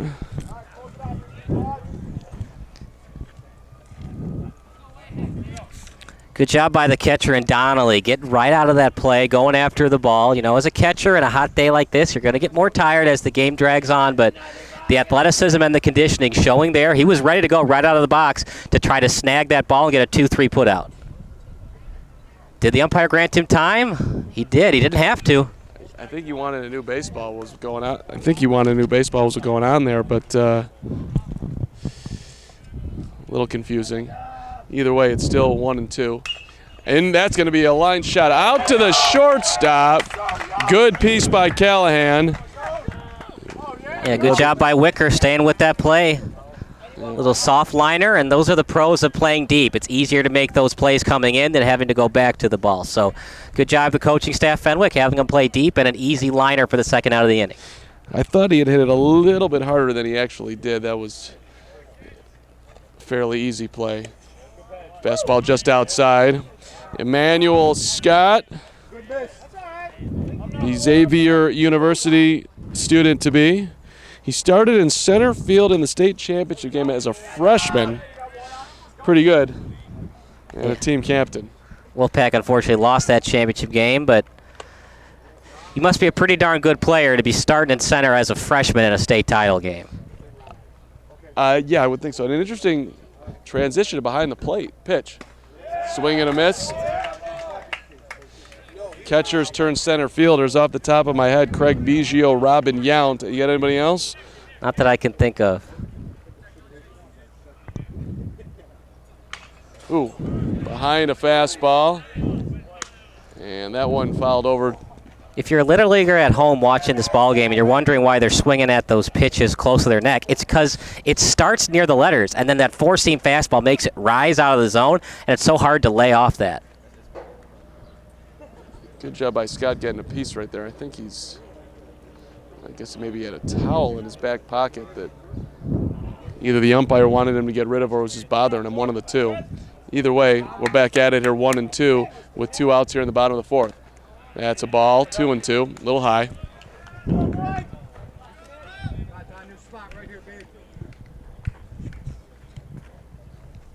2-2, I'm thinking change up outside the strike zone. That's what it was. Maybe in the zone, but it's certainly a beautiful off-speed pitch. Strike 3. Down goes the Wolfpack as we are going to the 5th. This is a good one. 1-1 your score. Thanks for being with us. You're watching SBS, a broadcasting network for everyone.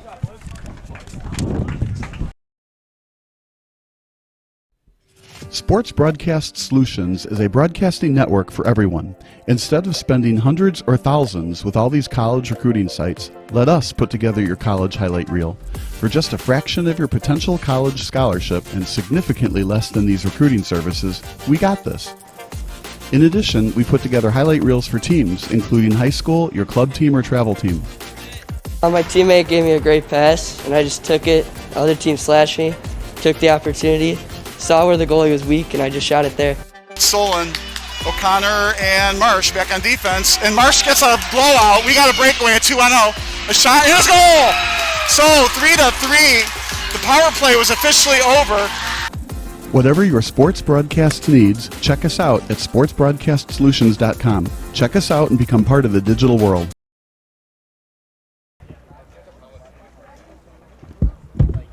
A 1-1 tie in the top of the fifth. They're going to stick with Martin Boyle. If you're just joining us, a leadoff homer by Michael Gladden on the first pitch, the top of the first, and then Dominic Corrigan helping out himself with an RBI sac fly with the bases full of Friars, and that's where we stand right now, 1-1.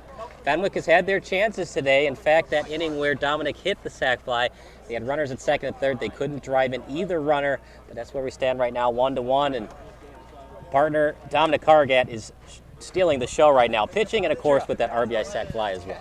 Yeah, he's had a couple of great at-bats and does have the lone RBI of the game for Fenwick. The Friars have been threatening all day, pretty much at least. Martin Boyle's done a great job of getting out a couple of jams. The defense has been solid on both sides. Fenwick getting thrown out a runner at third trying to steal. That was impressive. This has been a hell of a baseball game as we go to the top of the fifth and see what Martin Boyle's got left in the tank. Pitch. Fastball. Called a strike. And for all the fans watching the Game Changer, funny stuff with this rivalry. On the Fenwick Game Changer, they called Boyle, disclaimer, this is a joke. Pretty funny stuff. Matt Falzone at the dish here. 1-1 the count. Boyle trying to get back into a rhythm. It's top of the order here for the Friars here, trying to get something going here with 1 ball and 2 strikes in a 1-1 baseball game. Pitch on the ground to third. Fielded cleanly, throw across the diamond is a good one, and there's one away. That's how you throw the ball across there, Kyle Smith. Good, solid cannon by Mr. Duff. Yeah, I mean, it's an easy little play, right? But even so, baseball is a sneaky, tough game. Even those little small ground balls, a couple steps to your left, you still got to field it cleanly because every error in a close game like this matters.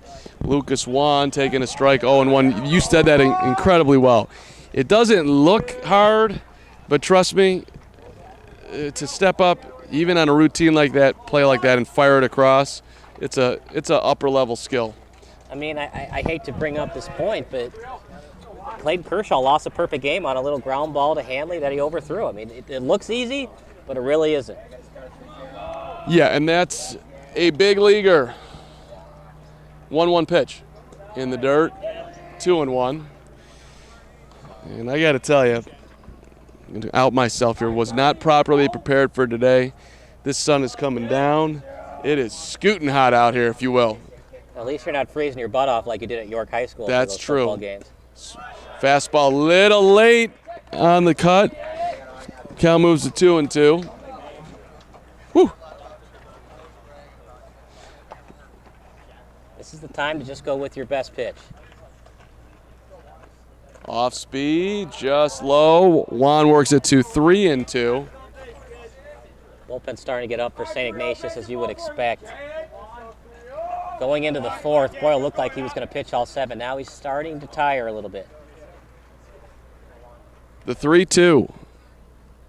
Oh, what a pitch. Outside corner, strike 3. Beautiful pitch indeed for Martin Boyle. And there's 2 gone here in the top half of the 5th. Give that man a paintbrush because he is painting those corners. What a pitch, right at the belt. 3-2. Excellent strikeout. Here comes Mizaki. Nobody on. Boyle's trying to work a clean 5th inning here. Fastball swung on. Was a little high, but Mizaki swinging 0-1. Yeah, sometimes a swinger that swings out of his toes a little bit, but he can hit that ball a long way, as evident by his leading the team in slugging percentage. Mizaki trying to take one out of here as he swung out of his shoes at a pitch over his head. Yeah, a little bit of that Sammy Sosa swinging for the fences swing. But you know what? You get another chance. It's 0-2. Now you got to protect a little bit. But, you know, if you hit a home run here, even on 0-2, I'm sure the coach would be happy with it. Strike 3. Boyle challenged him outside corner. Mizaki is done, and so are the Friars in the 5th. 4.5 is played here, and we've got a 1-1 baseball game. You're listening to Sports Broadcast Solutions.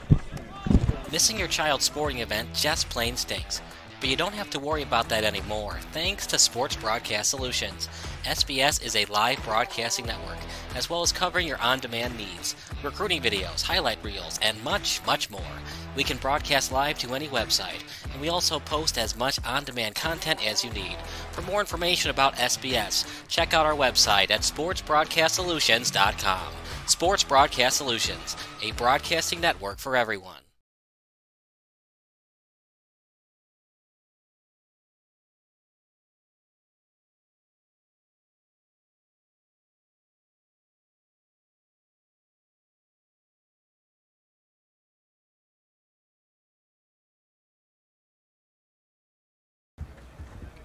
Bottom of the 5th, 1-1. I know every fan of baseball is different. Some like those high-scoring games, back and forth affairs. But you know what? I like games like this. Pitchers duel, some timely hitting, great defense. And here's the thing about baseball. If you need the home run all the time, maybe you're just not the right fan for the game. That's my take on it anyways. Baseball cannot be eliminating fans right now, Kyle Smith. We need. Yeah, but I'm saying, like, you're not always going to have 7-6 ball games with all home runs. Sometimes you're going to have games like this. And if you don't like it, well, too bad. I think everyone's liking it. I feel a tremendous group of Sports Broadcast Solutions viewers right now. Here's a pitch popped up on the infield. Easy play for the second baseman, Madsen. He puts it away, 1 out. I just kind of meant more of Major League Baseball, how the game has become more of 2 walks and a home run instead of 2 singles and a home run. But well, they got to do something. It's boring. I'm still, obviously I love baseball, always will, but get rid of the shift in my mind. What? Here's a little nubber foul. Fair ball, just inside the line, and the first baseman takes it to the bag. 2 down. If you're watching at home and you're wondering what the call is, it's where it bounces. So it bounces over the bag. It's not where it lands. It's where it bounces over the bag. It bounced over the bag fair. It's a fair ball. And that was a spinner. I thought it was going to cue out of their foul, but it did not. That was actually well fair. And 2 down. So quick inning right now here for Dom. Showing bunt, taking a strike. And the way Dominic's pitching today, it feels like he could pitch 14 innings. He has just been fantastic ever since Gladden hit that home run. This is Michael Johnson. He's going to play some baseball. John Carroll. Here's a ground ball to third the other way. Tough throw from, that's going to be high, and a collision, and they're going to call him safe. I don't know. I thought he might have been out, actually. I mean, if they collided before he got to the bag.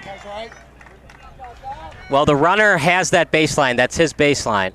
Yeah. But the fielder also has the ability to come down and tag after he grabs it out of the air. But yes, the runner has the ability to run through the baseline, so there's no runner interference there. I thought he was on the bag first. Base umpire has better angle than I do. We'll go with his call. And now we got runner at first, 2 out. Pitch is down for a ball.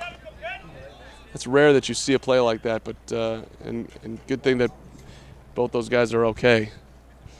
That's what makes high school baseball sometimes more exciting than the pros. The pros, that's an easy 5-3 putout. High school, sometimes it's, man, I hope he makes that play. Well, we were just talking about, you think that play is easy. He had to move a little bit to his right. Pitch in the dirt, down to second. Just like that, we got a runner in scoring position with 2 outs here. St. Ignatius threatening. And the pitching coach for Fenwick is going to talk it over with his star pitcher. And with 2 outs, if you want, you could have the outfielders cheat it a little bit, try to nab him at the plate on a base hit to the outfield. But at the same time, I think you just tell Dominic, hey, it's your game, man. You're pitching a beauty. Just throw strikes. Defense is behind you. Very quick meeting on the mound. I'm wondering if they were just discussing whether or not they want to walk him or not. Who do we got up, Mark? We got number 7.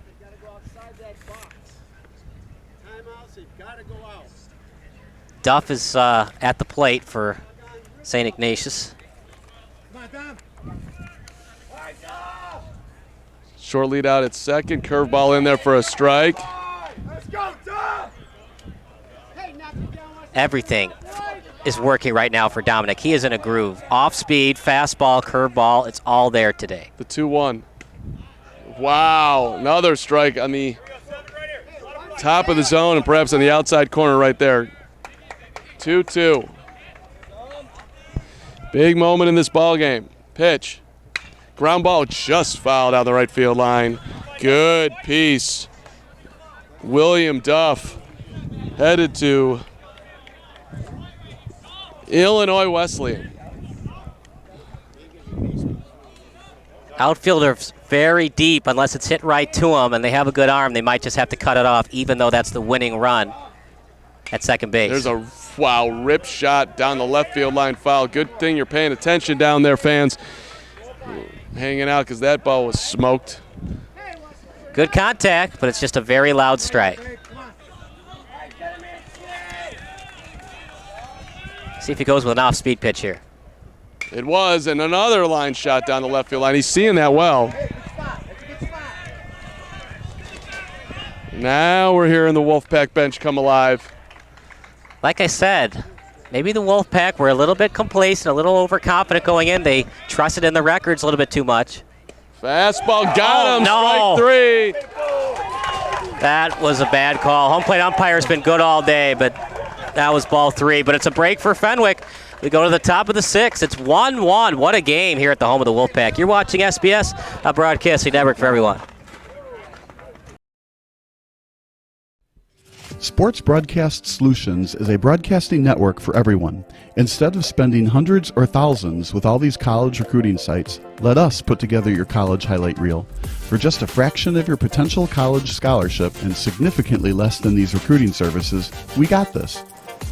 In addition, we put together highlight reels for teams, including high school, your club team, or travel team. My teammate gave me a great pass, and I just took it. The other team slashed me, took the opportunity, saw where the goalie was weak, and I just shot it there.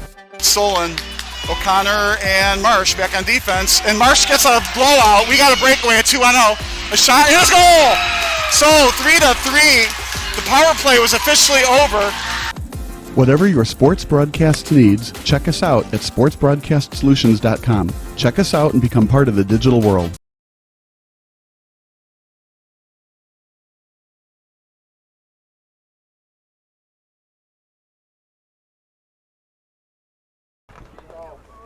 Top of the 6th. And on the game changer it says Fenwick's record is 4-12, but as Hawk Harrelson used to say, Mark, it's not who you play, it's when you play them. And right now, Fenwick, whatever they've been practicing the last couple of weeks, it shows on the field today. This does not look like a 4-12 team. So St. Ignatius has the better record, but they're playing Fenwick at the wrong time. I love when you reference the Hawk, who, as we all miss, as I hope is enjoying his retirement. Golfing. Calling Carly Yastrzemski every now and then, see how Carl's doing? Well, yeah, it's a terrible imitation, but it's the best hitter I've ever seen, outside of Ted Williams. And all I'm really doing, Kyle, just to let you know, is turning Smirnoff into urine.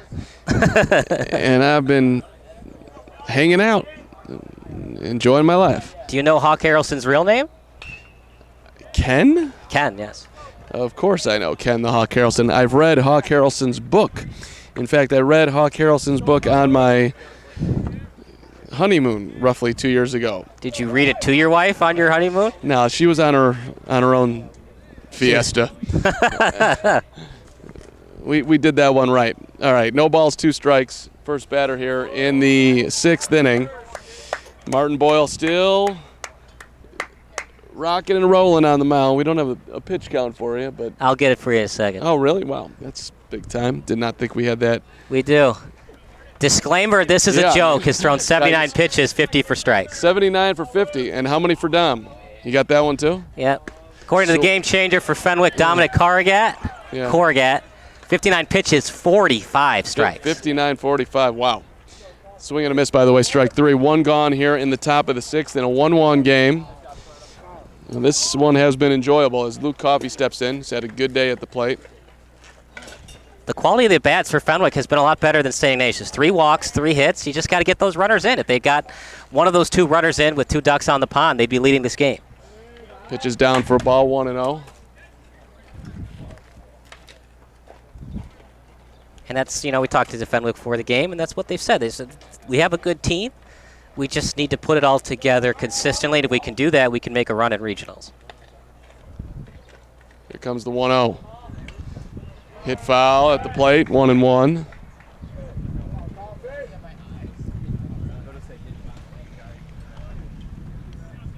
Boylan, excellent pitcher. 9 strikeouts today. Corrigat, he only has 8. Come on, man, you got to get better than that. 9 and 8. All right, let's see if we can keep that one in the consciousness zone. Pitch. Down low, little off speed, 2-1. 2 hits, 1 earned run, 8 strikeouts, no walks given up by Corrigat. No walks. No walks. Boyles walk, 2? 3. 3, okay.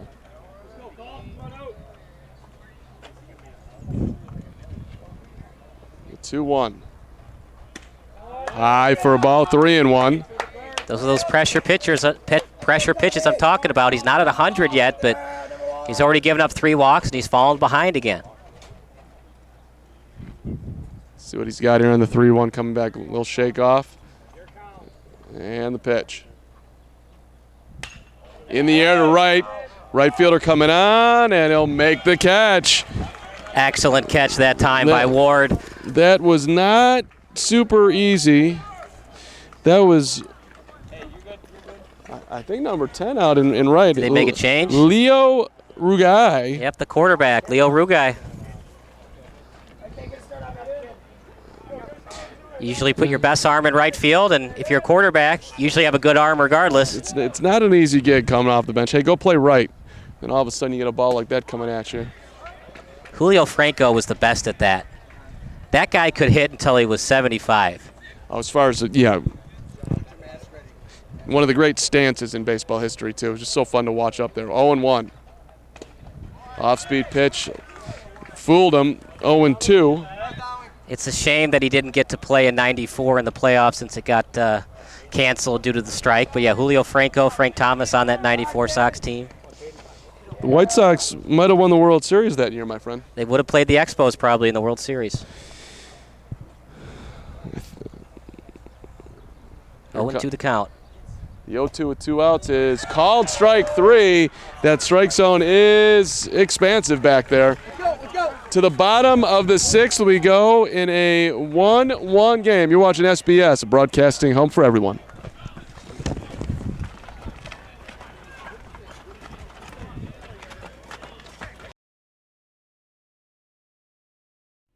Sports Broadcast Solutions is a broadcasting network for everyone. For those of you who would like to broadcast or live stream your event, or maybe make a highlight tape, but would like a sponsor to fund the event, SBS has a myriad of ways to advertise your sponsor during our broadcasts. We have commercials. We have on-air reads by the announcers. Albatross Physical Therapy and Wellness specializes in pain-free. We have graphics, and we have watermarks. Finally, Sports Broadcast Solutions can create a commercial for you or your sponsor. Whatever your sports broadcast needs, we are at sportsbroadcastsolutions.com. Check us out and become part of the digital sporting world.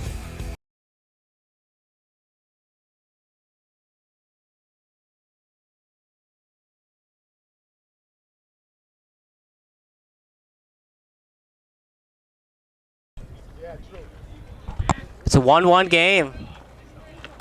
Umpire strike zone behind home plate. It's a little bit big, but you know what? He's been consistent with it, and that's all that matters. As long as you're consistent with it from pitch number 1 to pitch number 101, that's all that matters. And bottom of the 6th, if St. Ignatius wants to win this game, Mark, they're going to have to swing the bat, because if it's anywhere close, they're getting rung up. Ding, ding. The home plate umpire has been consistent all day long. And listen, baseball's way better that way. Just let me get a little I'm with you. Aggressive on it. We don't need a teacup strike zone, especially not on the high school level. That's what I don't like about the robotic strike zone, because you see K zone, and it's like less than a quarter of an inch away from the strike zone, and the guy at the plate is arguing, "Oh, let's get a robotic strike zone. Why are you ringing me up, dude? It's right there. Swing the bat. It's that close. Let's let the umpires have fun. Let's keep the human element, and if it's that close, just ring them up. It's fine. I mean, back in the day, if we go 90s and Atlanta Braves time, if you could paint the outside corner, they would give it to you and even further out if you were consistent. There's a pitch hit in the air, the first pitch at the bottom of the sixth, but right to the center fielder, one away. That was a good piece and an aggressive swing. But Aidan Callahan is out, who's doing a nice job in that 9-hole, by the way. And the only thing I want to say about the robotic strike zone is it could cross right at the outside corner, but if the catcher catches it a little outside and the umpire calls out a ball, is that really that big of a deal? I'm with you. Michael Gladden, the lone run today for the Wolfpack, home run to lead it off, and we're still sitting there with the one in the bottom of the sixth. He's the lone person on the Wolfpack who's had good at-bats against Dominic. I know that another player has a hit, but Gladden was a half an inch away from having an RBI double to give them the go-ahead run. So he's been great. Other than that, Corrigat has been phenomenal on the mound. Here's the 1-1. Another good hack at it. And indeed right on it, but fouled back 1-2. They might have to think about moving Gladden down in the batting order. He's got a lot of pop in that bat, but if he gets on base, it's good to have him in the leadoff spot as well. Well, you want your best hitter coming to the plate often. As often as possible. He fouls off a pitch that probably would have been a ball. His count stays 1-2. Yeah, the days of the Juan Pierre leadoff hitter are still around, but I miss them, but that is less and less the philosophy of baseball nowadays. Now it's about analytics and just giving your best players more at-bats. Chopper, going to be a tough play. Third baseman fields it over to first, not going to get him. That's a base hit. That is the speed that you love in your leadoff hitter. Great job getting down that line in a hurry. Unless St. Ignatius gets a grand slam, the sitting player of the game is definitely Corrigat, but in second place by a very small margin is Michael Gladden. 2 hits, could have had 3. He's just been phenomenal. Let's see if his teammates can get him over and get him in. Huge lead over at first. Let's see if he's going here. This is a Fenwick team. They've lost some heartbreakers this year. They actually started the year 2-1, but now 4-12 according to GC.com. No look over at first. The pitch to the plate is low for a ball. 1-0.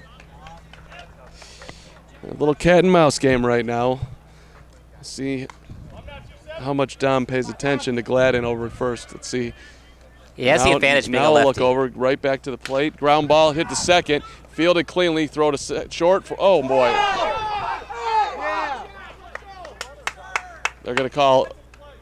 Yeah. Yep. Good call. The flip to second, and the runner slid into collided, I should say, with the shortstop. So he's ruled out, and the throw too. And now a little conversation out there too. Gladden is pleading his case that he was just sliding into the bag. It doesn't matter. You can't put your hands up into the throwing lane. It looked like Gladden did that. It's got to be a clean slide straight to the bag. I thought that was the right call by the base umpire. What do you think, partner? I don't think he was intentionally trying to do anything dirty there. He's just being super aggressive. It doesn't matter if you put the hands up. It doesn't matter. It's an invert. It was the right call, 1,000%. But I'm just weighing in on. I know the Friars right now seem a little bit upset. I don't think he was trying to do anything. No, but I think they're just maybe just wondering why Gladden's pleading his case. It was clearly the right call. But in a game like this, tempers are high, and you want to win. It's a big rivalry game, and we'll stick with the action here in the top of the 7th. 1-1 tie. We will play normal baseball today. They're talking over base umpire, the plate umpire, but it was the right call. We will play normal baseball if it goes to extra innings. There is no California rule. We don't have to worry about lights, obviously, because we started at 10 a.m. So if we have to play 21 innings, we'll play 21. I'm going to guess there are a couple people out there that don't know what the California rule is. Can you explain, Kyle? So there's a lot of different versions of it. The most common is runner at second, which is the last out of the inning, and then every batter gets a 1-1 count, and you start the inning with 1 out. Now, how Major League Baseball is doing it, I hate, but whatever. They do it. Runner at second, 0-0 count, nobody out. I think it's completely stupid, but whatever. Rob Manfred, he's an intelligent man, so it's fine, but I hate the rule. It's an interesting long season. I get what baseball's trying to do. I get it, but why can't we just play 8 innings then? If you want to get the game over sooner, let's just play 8. It's better than a high school game because it's a little bit more than 1 inning, so it's like a little bit longer of a game. But you get out 1 inning quicker. What's wrong with 8-inning games? Now all of a sudden you're messing with the record book. I don't know. But the 7-inning game's already messing with the record That's book. true. They're not even counting Madison Bumgarner's no-hitter. That's true too. But those are, no, you're right. You're right. Can't really worry about the record book when you make these decisions. I don't want to see the game go to 8 innings though. What I want to see is a wider strike zone and more balls in play, and less shifting. And let's get back to 10-cent beer night like they did that one night in Cleveland. That would be sweet too. But I'd like to see some action on the bases too. I miss stolen bases. I loved the days of Ricky Henderson stealing 100, or you mentioned Juan Pierre earlier. He was a consistent guy in the 50s, 60s. That makes baseball fun, at least for me. But regardless, we will forge ahead. We'll always watch baseball. It's just for the younger generation, are we losing them? That's the question. All right, bottom line, though, top of the 7th here in a 1-1 game. We are at money time. Pitch is high for a ball.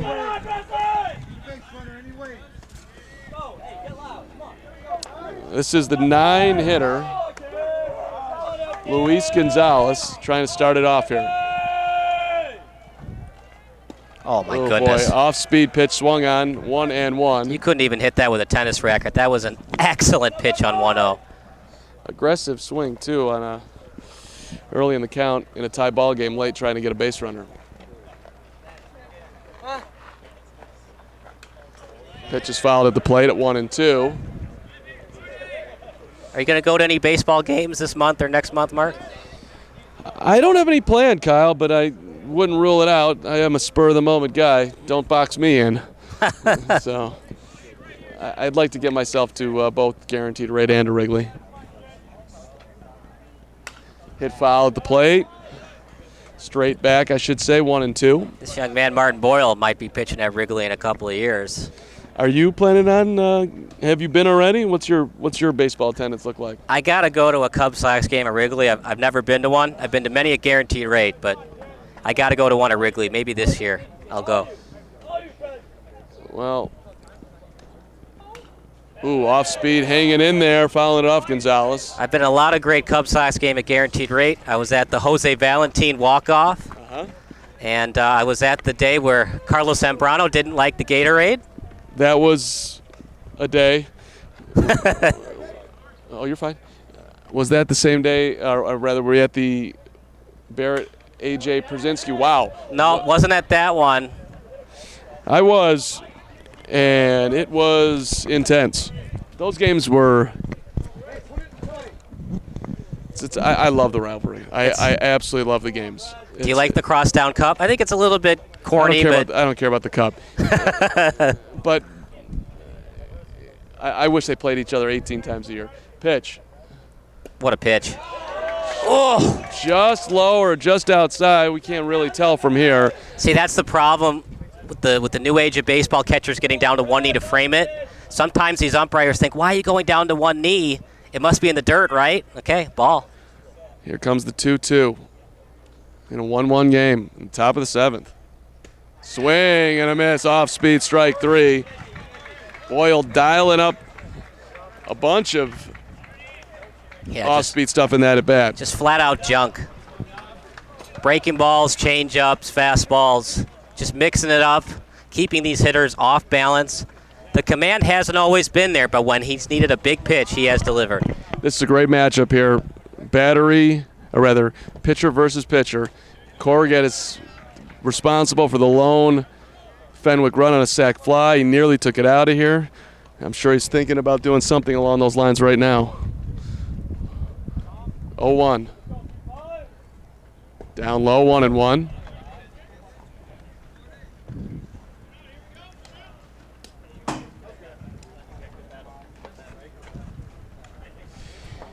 If I'm Boyle here, I'm probably thinking change up, inner part.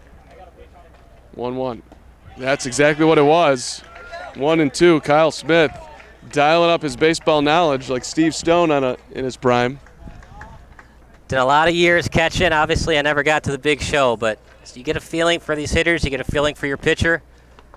Seemed like he has a big stride. I would have gone changeup, and he did. 1-2. Fastball low, 2-2. That's why some of these managers were former catchers, because they're the only position on the field that can see the entire game all the time. So that makes it easier for a manager, right? You kind of get a feel of how the game flows and what happens inning to inning. Rip shot that's going to get down to center. Dom is on.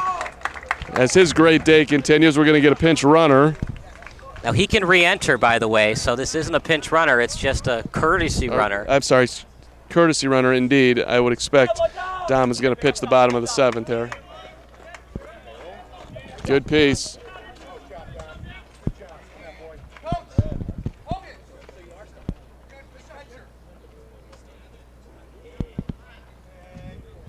So running for Corrigat will be Nick Polston, the senior.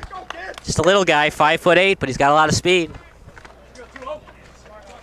Oh, he was going to run. Now they're going to go instead to 20. Well, he's already run for the catcher. Oh, I see. So yeah, you can't do that twice. Right. It's not like Little League where you can use any courtesy runner you want.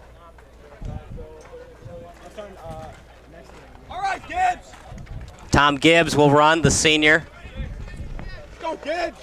Doesn't have to be a stealing situation. You could do hit and run with the lefty up. Game on the line here with 1 out in the 7th. Throw over to first. Gets away. He's going to run for days. That's all the way down the right field line. Yeah. Now, the white line should be fences extended, so that was out of play, and it was. Now, that's the good thing of having a lefty pitcher, Mark, because if that's a right-handed pitcher, he steps off, he becomes a fielder. That's a 2-base award. With a lefty, it's only 1, so huge for the Wolfpack that he's a left-handed pitcher, not a righty. Just felt like Tony La Russa over here, not knowing the written rules of baseball. Good thing you're here. Maybe you should be in the White Sox dugout there, Kyle. That is a conversation for another day, and we're not going to go down that rabbit hole. Not on the broadcast anyway, maybe off the air. In the air to right. Going back to the wall. There's room. He'll make the catch, tagging and going to third. Will they think about clean relay? He'll have to stop. Good news for the Wolfpack. They're only 1 out away of getting out of this. If you want to have a force play at first and second, you could intentionally walk, but the only issue with that is you get into those first and third stolen base situations. Well, also, this is a lot of pressure right now on the catcher, Emmanuel Scott. Even though with that short backstop right there, anything that gets past, I think you got to try it, right? I don't think so. It's just too short. We will see if that one plays out. Fastball hit foul over our head down the right field line. 0-1. You just got to trust in big number 2 to get a base hit. It's just too short of a backstop with a senior behind the plate for St. Ignatius to trust on a wild pitch. Now that ball can ricochet any which way, though. Oh, caught the bat. So it's 0-2. He was trying to get out of the way. I thought he got hit with it, but the Fenwick bench is up and firing right now, so my vantage point is a little bit impeded. The 0-2 with 2 outs and a runner at third. Low 1-2. Ball just gets away. And any other field, that's a wild pitch, go ahead run. At St. Ignatius, it's just ball 1. It just trickled away. He had some mid on it. Remember, drop third strike in play. But with that short backstop, it's a lot easier to get him at first. 1 ball, 2 strikes. Top of 7 in a 1-1 game. Go ahead, run 90 feet away. Pitch. On the ground, up the middle, fielded. No! Bobbled by the shortstop, throws it away. Over our head.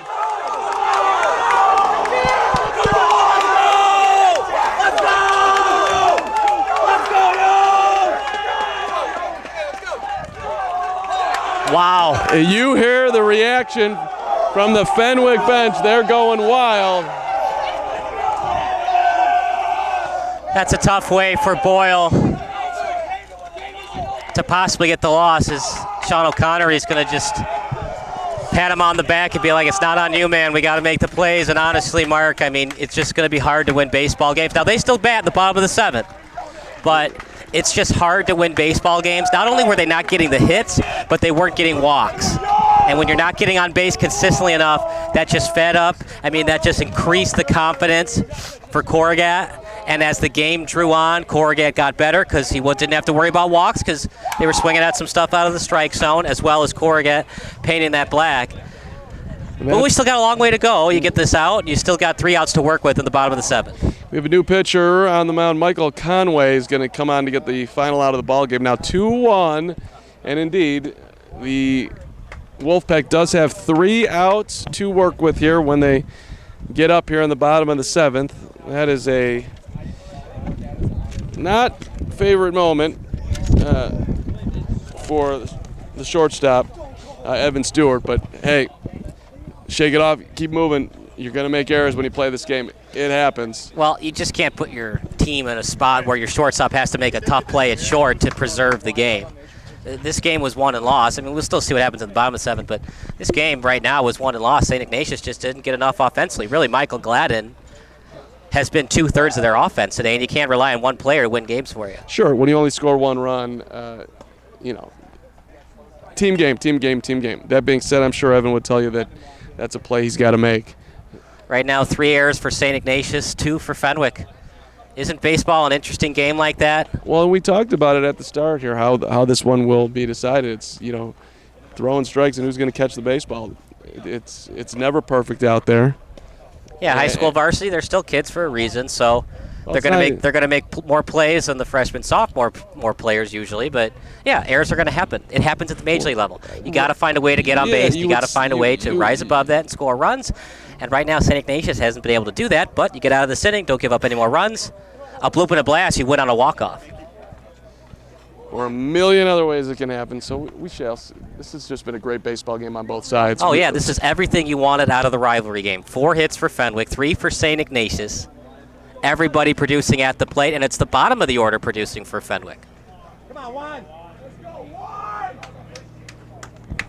Let's go. Meanwhile, let's see if Fenwick, of course, is thinking about adding on here. The new pitcher on the mound, Michael Conway, who's going to the University of Wisconsin-Whitewater. Big, tall lefty. Excellent football school. A little high for a ball, 1-0. What a beautiful field. Lucas Wan, lefty on lefty here, trying to find some green here to make it a 3-1 ball game. St. Ignatius might have no choice but to go to the plate on a 1-hopper to the outfield. You can't allow any more runs to get past home plate. A 2-hopper to the outfield, you got to cut it off. 1-hopper, you got to go straight home. 1 ball, no strikes. Pitch. Hit foul off to the left, 1-1.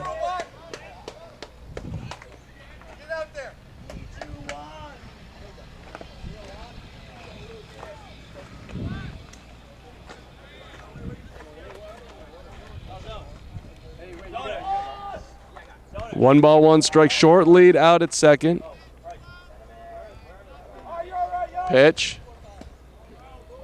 Just wide. 2-1.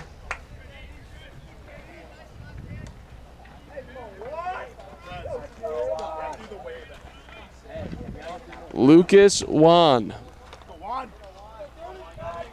Trying to. Affectionately called by his teammates Wan. On the ground to second. Backhanded, nice play over to first in the dirt. No, picked up beautifully by the first baseman. Nice job right there, and it is a 1-run ball game going to the bottom of the 7th. You are watching SBS, a broadcasting network for everyone. Sports Broadcast Solutions is a broadcasting network for everyone. Instead of spending hundreds or thousands with all these college recruiting sites, let us put together your college highlight reel. For just a fraction of your potential college scholarship and significantly less than these recruiting services, we got this. In addition, we put together highlight reels for teams, including high school, your club team, or travel team. My teammate gave me a great pass, and I just took it. The other team slashed me, took the opportunity, saw where the goalie was weak, and I just shot it there. Solon, O'Connor, and Marsh back on defense. And Marsh gets a blowout. We got a breakaway at 2-0. A shot, and a goal! So 3-3. The power play was officially over. Whatever your sports broadcast needs, check us out at sportsbroadcastsolutions.com. Check us out and become part of the digital world.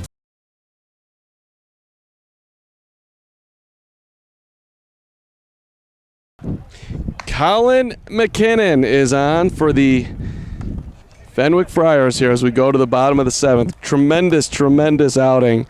Phenomenal performance both at the plate, and he will get a chance to bat if this game does go to extra innings again. But Dom Korgat has left the ball game. McKinnon is on, and we will start the bottom of the 7th in a 2-1 game with the 3-hitter. 3-4-5 for St. Ignatius. Here we go with Aidan Callahan. Lefty on lefty, and there is a righty warming up in the bullpen as well, so we'll see how long McKinnon goes. Paulie's warming up in the pen. First pitch is in the dirt for a ball. 1-0. In the majors, you have to face 3 batters. High school, you only have to face 1. In fact, you can take him out after every pitch. Chatter coming from the dugout, swing and a miss, 1-1. This is the beauty of competition right here. Come on in a 1-run game in the 7th inning and get 3 outs. Pitch. Down low, 2-1. It's not easy being a closer. Pressure-filled situation like this. On the road, rivalry game. Got to find a way to get strikes. Pitch. In the air to right. That ball's hit well to the wall. Looking up, it is out of here. A solo homer to lead off the 7th inning. Swinging away and finding the shrubbery. Aidan Callahan has tied up this ball game. Wow. Even at the high school level, the long ball's taken over the game. St. Ignatius really hasn't been able to do much on the offensive end, except for hit the homer. But the good news is Boyle pitched a gem, so all you needed was 2 homers to stay in this game. That was just out of here. I mean, maybe a foot. And that is where you want to hit it. Short porch, somewhat, probably a 12-foot high fence. What would, about right? 2-2. This has been a ball game. Partner, I have a feeling this is going at least 10. We shall see. 4-5-6 now. Long game, but could get short real faster. Emmanuel Scott at the plate. Pitch is taken for a ball. He just doesn't have it today. It looks like he's short-arming everything. You cannot have it and find it real fast. We'll see. He's got to find it soon. It's already a tie game. 1-0. In the air to left. Back to the wall. Will it stay fair? It will. That is it. It's a walk-off. Oh, they called it foul? Wow. My angle thought it was well fair. I lost it in the sun, and if I lost it, I'm sure the base umpire lost it too. I had it. I thought it was way fair. I'm looking over at the Fenwick. That ball, I thought it was like 5 feet fair. Fenwick obviously loves it. They get another life. And you want to see that too out of Fenwick because they have earned every right to be in this game. And actually, they've outplayed St. Ignatius for most of it. But St. Ignatius, give them credit. They are playing hard in this bottom of the 7th. They could have been dejected after that error at shortstop, but they are not. They are the better team showing in this inning thus far, and it's a tie game, and one swing of the bat, we were that close to it being a walk-off homer. I want to know on the replay if I had that call right, because the Fenwick bench, by the way, I think, quietly, agrees with me. That should have been a strike. He'd been calling that a strike earlier, but oh well, here we go, 3-1. 3 balls, 1 strike. Man, that ball, fair or foul, by the way, was smoked. That was the best ball hit of the day. Paulie's got to find it. 3-1 battle, kid. Doesn't. Ball 4, a little low. How long Will they allow Colin McKinnon to go here? And I think they are going to go to the bullpen here. You got no choice. Winning run at first base. Good speed at first. All right, as we're going to have a pitching change, we should take a quick little timeout here. We'll come on back. 2-2, runner on first, bottom 7. This has been a ball game. You're watching SBS, a broadcasting home for everyone. Sports Broadcast Solutions is a broadcasting network for everyone. Instead of spending hundreds or thousands with all these college recruiting sites, let us put together your college highlight reel. For just a fraction of your potential college scholarship and significantly less than these recruiting services, we got this. In addition, we put together highlight reels for teams, including high school, your club team, or travel team. My teammate gave me a great pass, and I just took it. The other team slashed me, took the opportunity, saw where the goalie was weak, and I just shot it there. Solon, O'Connor, and Marsh back on defense. And Marsh gets a blowout. We got a breakaway at 2-0. A shot, and it's goal! So 3-3. The power play was officially over. Whatever your sports broadcast needs, check us out at sportsbroadcastsolutions.com. Check us out and become part of the digital world.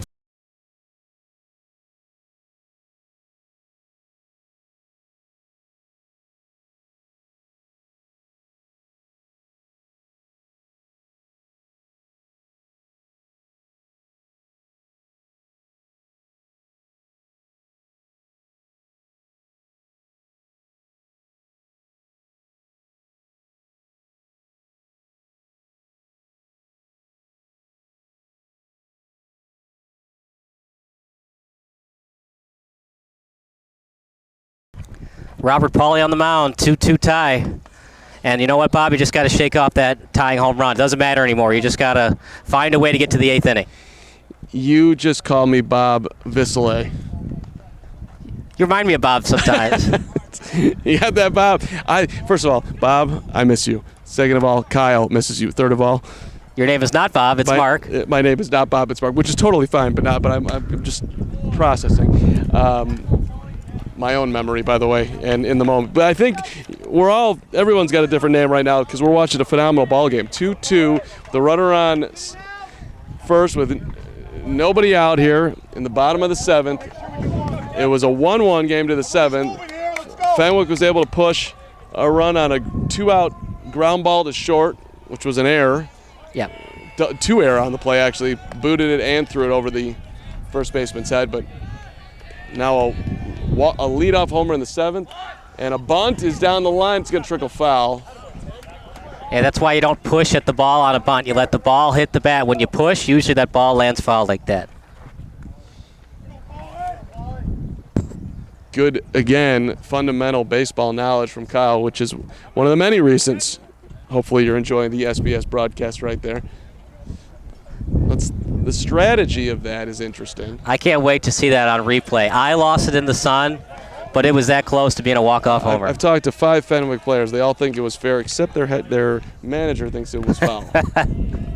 True. I'm sure that he would say it was foul for the next 10 years. Swinging at a pitch in the top of the zone. It's 0-2. I was watching Robert Pauly warm up for whatever that's worth, and he looked awful good down the line. Well, with these kids, you don't have as many pitchers to work with like you do at the major league level, so you got to worry about pitch counts. And Dominic pitched to Jem. You'd love for him to go 7, but if he's been pitching a lot this season, you got to find other players to get the job done. Second, this could be 2 out at second. No, he dropped it. That's going to be an error on the shortstop. So the rule is the in the transfer is still there, but you got to have possession of it for at least a split second. There was no in the transfer. He just plain dropped it. He never had it. That was the right call. And I think Wicker just rushed it, was trying to get 2. Yeah, you just got to be more fundamentally sound. I know you want to get 2, but you got to know the situation. If there's 1 dead, maybe you try to force that double play with nobody out. You just got to get it out and give Pauly some confidence. Now he's really got a battle with nobody dead. Monahan showing bunt, taking a ball, 1-0. And look, if Fenwick ends up losing this game, they got nothing to be sorry about. A couple of plays that didn't go their way. They made some errors, but other than that, they played an exceptionally good game today. They're going up against a team that's undefeated in the Chicago Catholic League. Again, the bunt is on. It's a good one. Pitcher's going to field it, throwing to first, and he'll get him. Would have been interesting if he had gone to third. It would have been awful close. But he takes the out at 1. So runners go down to second and third with 1 out. Good fundamental. Excellent bunt by Andrew Moynihan. The manager in me says you have to put him on first regardless, but I do not, because then too much pressure to throw strikes. But well, there's still pressure to throw strikes regardless. Right, but then you have what they're doing is they're bringing the infield in, and they're going to go out to the mound to discuss it.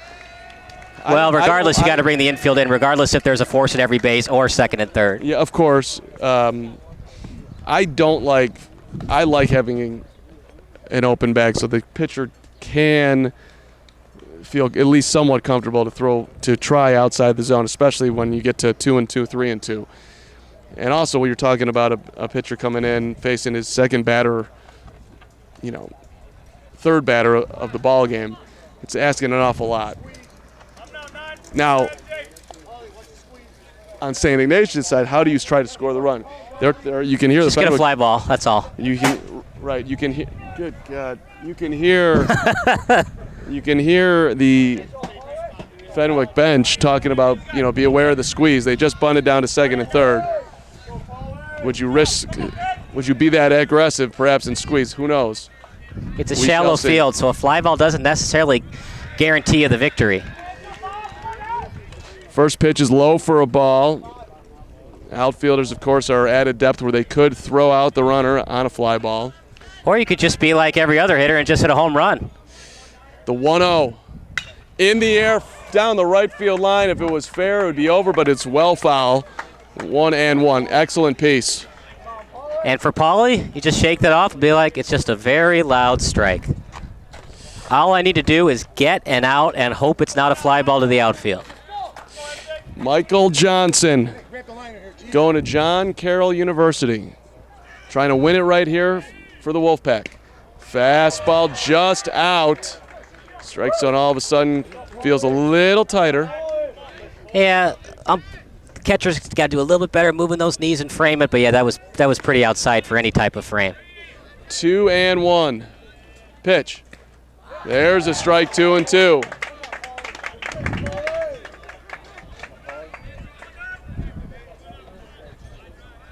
Remember, with the infield in, a duck snort might be able to do it. On contact, are you going? On line drive to third. Oh my goodness! To the shortstop, step on third. They'll get out of it. They will get out of it. Look at that. Wow. Line drive right to the shortstop. Runner going down the line. That's bad base running. Terrible base running. And it takes them out of the inning. But at the same time, they're kids, but this is the varsity level as well. Just go back to the bag. You're going to score anyways if it gets past the infield. A break for Fenwick. We go to the top of the 8th, 2-2 here at the home of the Wolfpack. You're watching the Wolfpack-Friar rivalry here on Sports Broadcast Solutions. Sports Broadcast Solutions is a broadcasting network for everyone. Let SBS broadcast your sporting event. We have experience and can generate excitement and permanent digital memories for your team. Tonight. That time, finally a goal for the Stampede! We have professional videographers using high-definition modern-day cameras, color analysts, and play-by-play announcers with state-of-the-art, classy graphical scoreboards to keep you updated. Plus, we have commercials to advertise your team, club, or sponsor, and us. Plus, we do pregame and postgame interviews. Hi, everybody, and welcome to the postgame show brought to you by Marion Central Catholic. My name's Kyle Smith. But my name doesn't matter. These young ladies matter. It's senior night as the Hurricanes win a battle down the stretch, 48-46. Hi, I'm Carrie Kramer. I swim 50 breast, 50 free, and 100 back. Whatever your sports broadcast needs, we are at sportsbroadcastsolutions.com. Check us out and become part of the digital sporting world.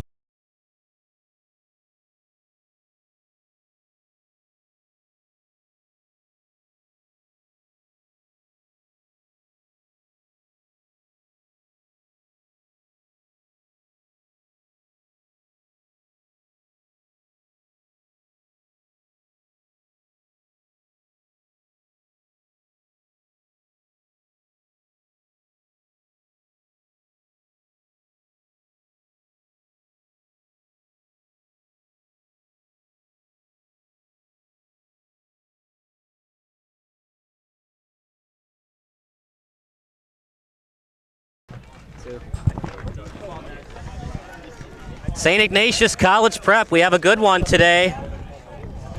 We sure do as we go to the top of the 8th. Michael Conway on the mound as the Friars will try to push one across here in extras. First pitch ripped down the left field line. That's going to be extra bases. Rounding first, headed for second. It's going to be a stand-up double. Will he turn for third? He will not. Great start. Wow. That was a bullet. Mizaki cracking one down the left field line. Good way to start. Leadoff double, 2-2 game. What a game it has been today. St. Ignatius thought the game was over on a home run. They called it foul. We play on. It's top of the 8th. Runner at second. Nobody dead. Drew Holm making his first plate appearance. Let's see what Drew's asked to do here with a runner at second and nobody out. Pitch. Curveball in there for a strike, 0-1.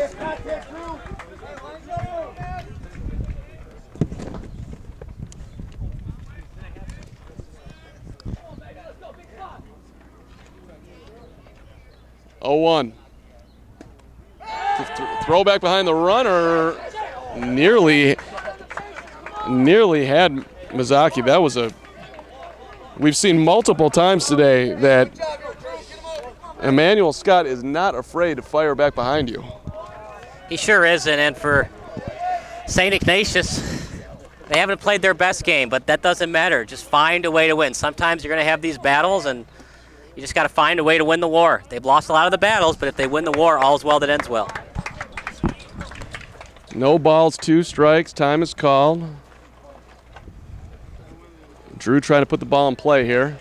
Because St. Ignatius is the home team, you don't have to go straight home with it on a base hit to the outfield.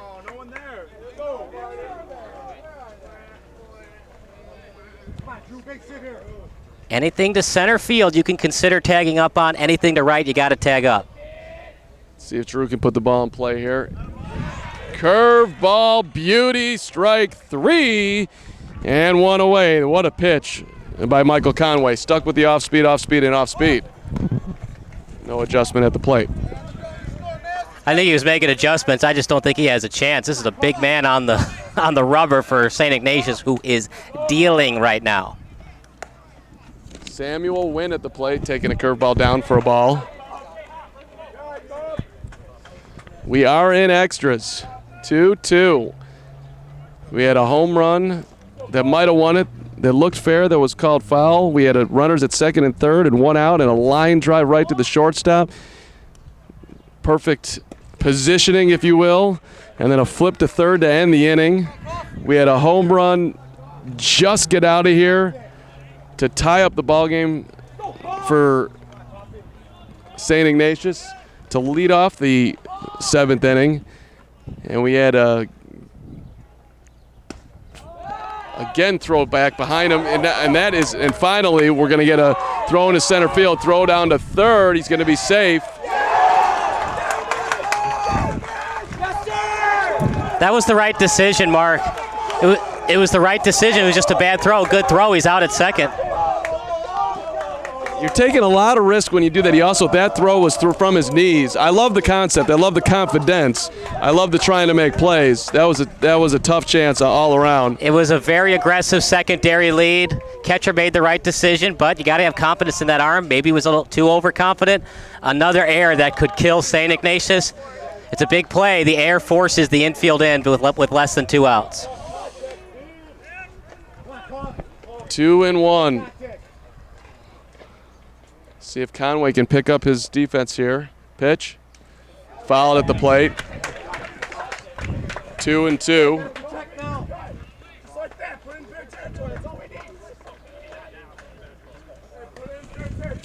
I think for Fenwick, anything on the ground, you got to go. Force them to throw you out at the plate. Luke Coffey's had quite the ball game here. St. Ignatius has been a little bit shaky on defense. I'm going all out, even if it's on the ground. Infield in on the 2-2. Short lead at third. Pitch. Tapped foul at the plate. Count stays 2-2. If it's a breaking ball close to you, just let it hit you. Michael Conway in relief of Martin Boyle. It's got to be careful with that breaking ball. They're going to want to take one for the team here. Pitch. Swing and a miss. Strike 3 off speed pitch. That curveball is dancing. And there's 2 away. My goodness. Was that Dean Chance on the mound with that changeup? Wow. Impressive. No doubt about it. Runner remains at third with 2 outs. Score, of course, stays the same, 2-2. Donnelly at the plate. Ball 1. You could consider a squeeze even with 2 outs. Bunting for a hit. Time is called. And if you're the base umpire, you got to be paying attention because balks are still evident even this late in the game. 1-0. Outside, just outside, 2-0. It's the catcher, Donnelly, for the Friars. Ball gets away, that's always in play. We've been discussing that one.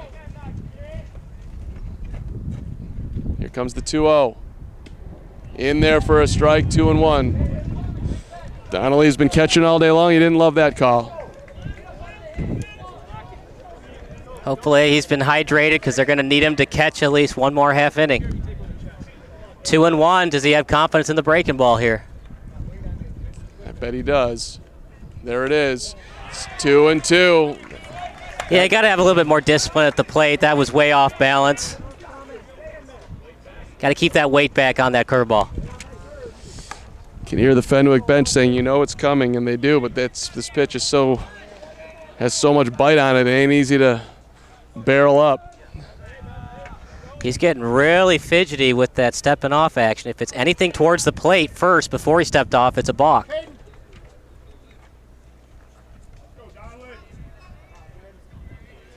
Two balls, 2 strikes. 2-2. The pitch. In the dirt, gets away. Here we go. Comes the runner to the plate. He's going to score easily. It's a swinging strike. Runner scores. I had a feeling, Kyle Smith, that something like that might come into play. And that's the only way you can score on a short backstop like that. Takes a terrible hop. Yeah. And also behind the plate, that's why you use the chest protector. If you use the chest protector, it probably takes a better hop in front of you. When you use the glove, it can take that bad hop off the glove towards the third base side. But look, it's only 1 run. St. Ignatius did it the last inning. In fact, they almost won the game on back-to-back jacks. They can certainly do it again in the bottom of the 8th. Pitch. Fastball popped up on the infield. Shortstop calling for it. He is there, and he makes the K. We go to the bottom of the 8th. We've been in this situation before. Fenwick 3, St. Ignatius 2. Your SBS, a broadcasting home for everyone. Sports Broadcast Solutions is a broadcasting network for everyone. Let SBS broadcast your sporting event. We have experience and can generate excitement and permanent digital memories for your team. Tonight. That time, finally a goal for the Stampede! We have professional videographers using high-definition modern-day cameras, color analysts, and play-by-play announcers with state-of-the-art, classy graphical scoreboards to keep you updated. Plus, we have commercials to advertise your team, club, or sponsor, and us.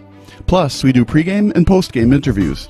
Hi, everybody, and welcome to the postgame show brought to you by Marion Central Catholic. My name's Kyle Smith, but my name doesn't matter. These young ladies matter. It's senior night as the Hurricanes win a battle down the stretch, 48-46. Hi, I'm Carrie Kramer. I swim 50 breast, 50 free, and 100 back. Whatever your sports broadcast needs, we are at sportsbroadcastsolutions.com. Check us out and become part of the digital sporting world.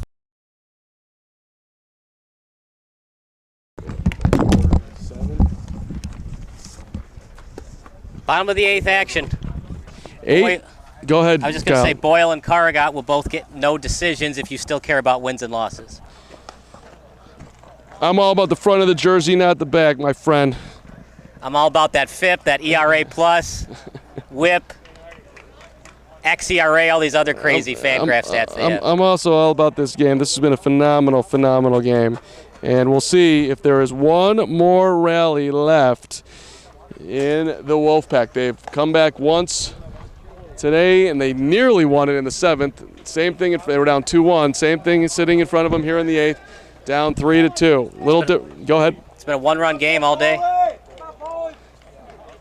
The fans, and there have been a bunch of them out here today, have certainly gotten their money's worth. Of course, it was free to walk in here, but this has been a great baseball game.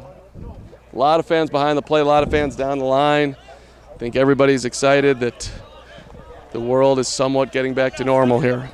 All right, here we go. William Duff at the plate, taking a ball. Bullpen once again getting active for the Friars. A leadoff walk might lead to a quick hook.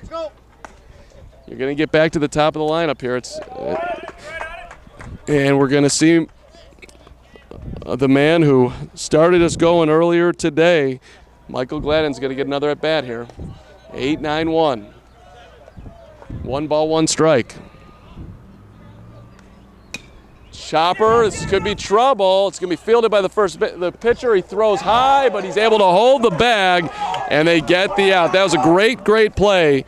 Impressive play off the bump and making a good enough throw. Robert Paula, give him credit. Also give credit to the first baseman hanging in there. Very nice job by Luis Gonzalez as Fenwick gets the first out here in the bottom of the 8th. This game is at everything. Hits, errors, strikeouts, 3 runs, 5 hits, 3 errors for Fenwick. 2 runs, 4 hits, 4 errors for the Wolfpack. Fastball outside for a ball. Now this is the 9-hitter, but he has had excellent at-bats and has been on the base paths today a bunch. Aidan Thaxton. Ball low. 1 for 2 today. It's been a lot of strikeouts for both teams. Powers has had a game to forget for Fenwick, 0 for 3 with 3 Ks, but that doesn't matter. His team's still up by 1. Pitch. Again low, 3-0.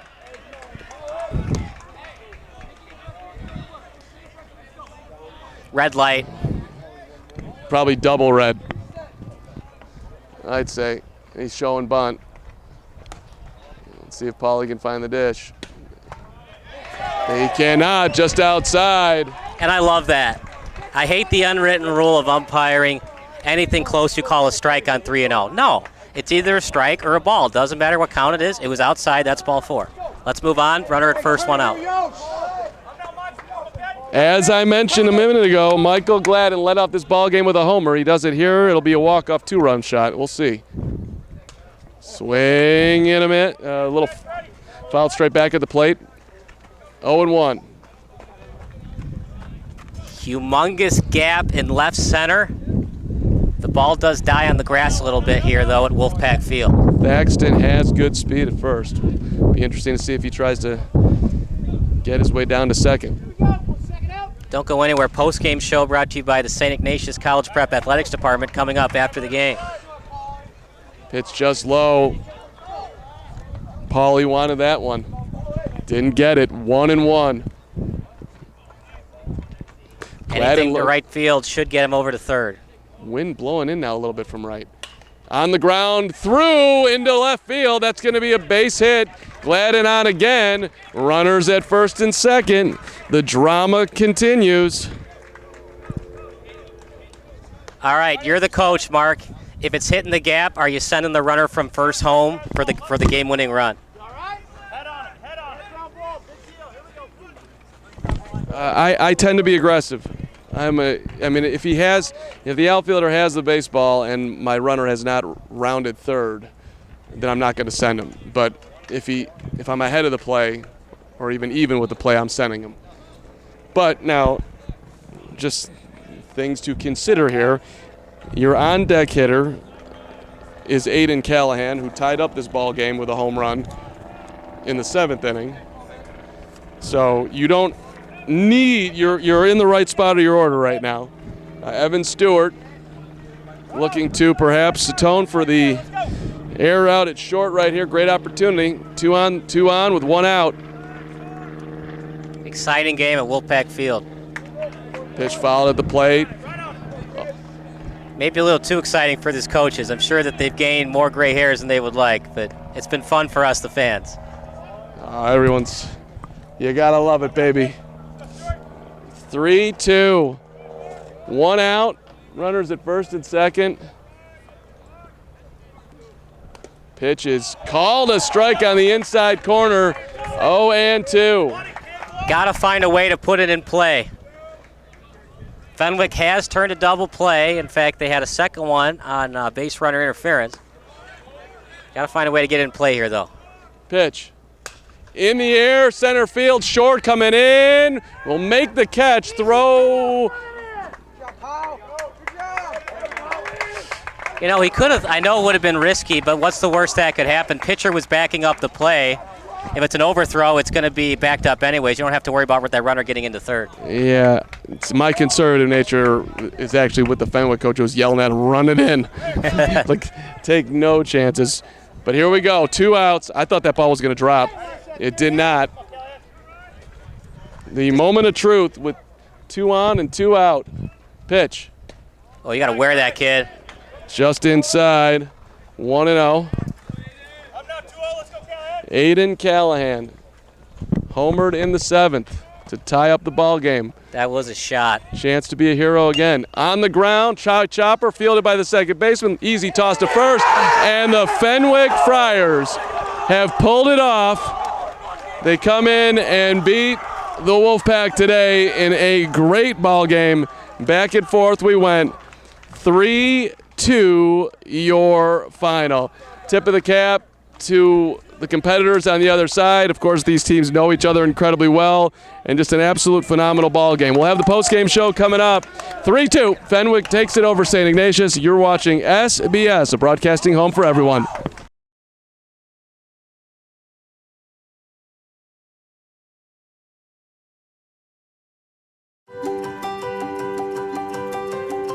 My name is Mary Ellen Schneider, and I'm the Fine Arts Department Chair at St. Ignatius. I'm proud to say that we probably have at least 50% of the student body involved in one of the visual or performing arts throughout their career here. It's important for the students to be involved in the arts here because they learn something that they can enjoy for a lifetime.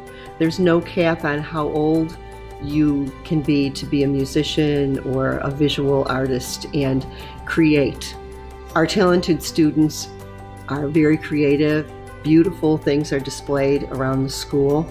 They also get very excited about productions and concerts, performing for others. And there's so many options for you and so much for you to have fun with. I love being department chair because it's exciting to be able to lead a group of other artists and to see them be able to be involved in the arts. Sometimes at the high school level, it becomes very selective. We have so many things here that are inclusive of students at all levels.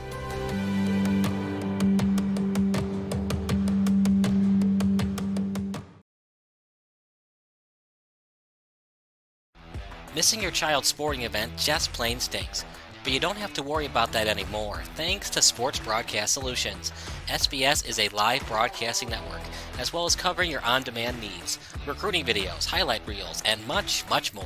We can broadcast live to any website, and we also post as much on-demand content as you need. For more information about SBS, check out our website at sportsbroadcastsolutions.com. Sports Broadcast Solutions, a broadcasting network for everyone.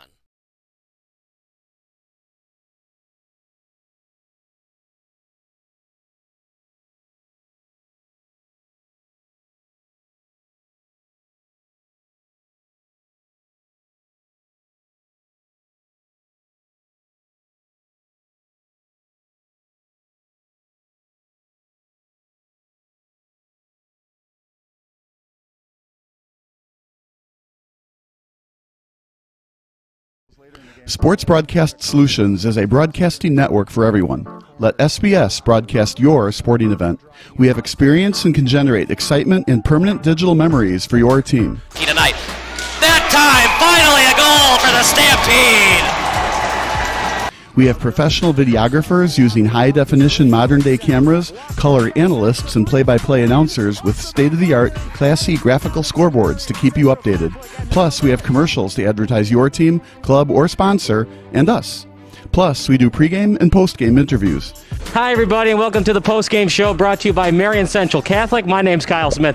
But my name doesn't matter. These young ladies matter. It's senior night as the Hurricanes win a battle down the stretch, 48-46. Hi, I'm Carrie Kramer. I swim 50 breast, 50 free, and 100 back. Whatever your sports broadcast needs, we are at sportsbroadcastsolutions.com. Check us out and become part of the digital sporting world.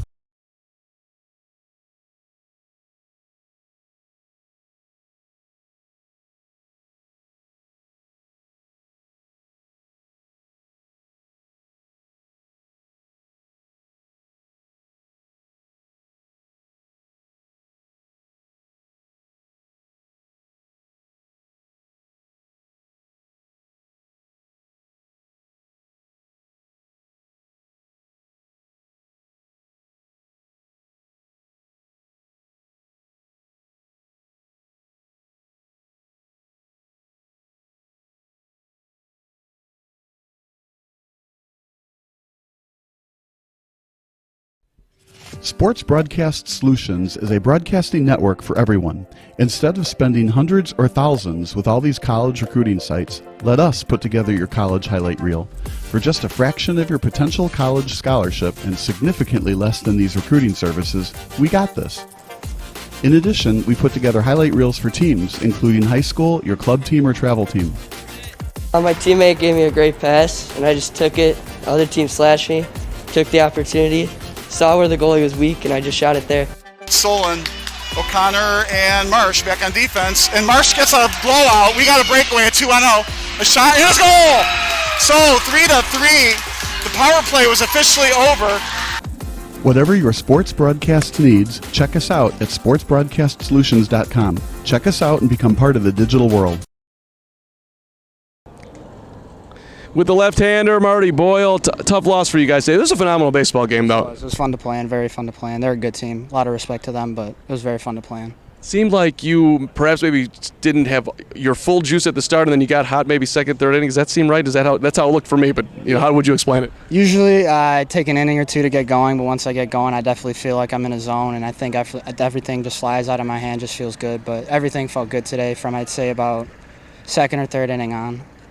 This matchup mean anything extra special to you, which obviously makes it a little bit more painful on a day like today? Yeah, no, I mean, it's a very special matchup, obviously the rivalry between the school and everything with football, me personally playing football, but again, at the end of the day, we're competitors, respect to them, nothing but respect. They're a great team. Their pitcher was great. He was throwing well all day, so nothing but respect to them. And you guys got a lot in front of you here, your senior season. Yeah. How are you doing just soaking up the whole process of it? I'm just taking it one day at a time, just kind of enjoying it as it comes. But, I mean, it's definitely been enjoyable, even with everything with COVID. Everything's sort of opening up. But just being out here with the boys is always fun. And the University of Tampa next, John. Congratulations! Yeah. You guys see the smile on your face. That's an awesome opportunity. Why'd you pick there? The opportunity to be in Florida and obviously their program and their history.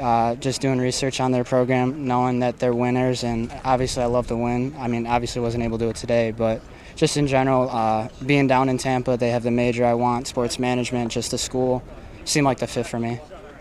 Tampa, college years, playing baseball. I mean, come on. I can't ask for much more. I'm very excited, so go Spartans. And last one here, goals for the rest of the way for the team. You guys have had a phenomenal conference season. Obviously, a lot in front of you there, too. I think just going into June, end of May, I think we're just trying to stay hot. We were on a win streak there, faced a really good pitcher at Riverside Brookfield, but just looking to bounce back, obviously close out the conference, got one more game against them, and then another one against De La Salle. But going into playoffs, just trying to make as best run we can. I know our sectional is pretty competitive, but obviously we love competition, so we're just looking forward to it. Marty, congrats. Great performance today. And good luck the rest of the way. Enjoy what's coming after the year, too. Thank you, sir. I appreciate it. Marty Boyle, this one goes to Fenwick 3-2. We will see you next time. Thank you so much for watching Sports Broadcasting Solutions. Hope you enjoyed the broadcast today. We'll see you next time. Sports Broadcast Solutions is a broadcasting network for everyone. We broadcast sporting events for people of all ages, including adult leagues, high school leagues, and kids. Complete with professional-looking graphics, broadcasters, color analysis, and commercials. We do pre- and post-game interviews with the players. In addition, Sports Broadcast Solutions does highlight films, including college recruiting reels, highlight films you'd see on sports news programs, and just simply highlight films for fun. Sports Broadcast Solutions also provides raw footage and live streams if you'd like. Subscribe to us and listen to our professional talk videos about relevant topics in the pro and college ranks. Whatever your sports broadcast needs, contact us at sportsbroadcastsolutions.com and become part of the digital world.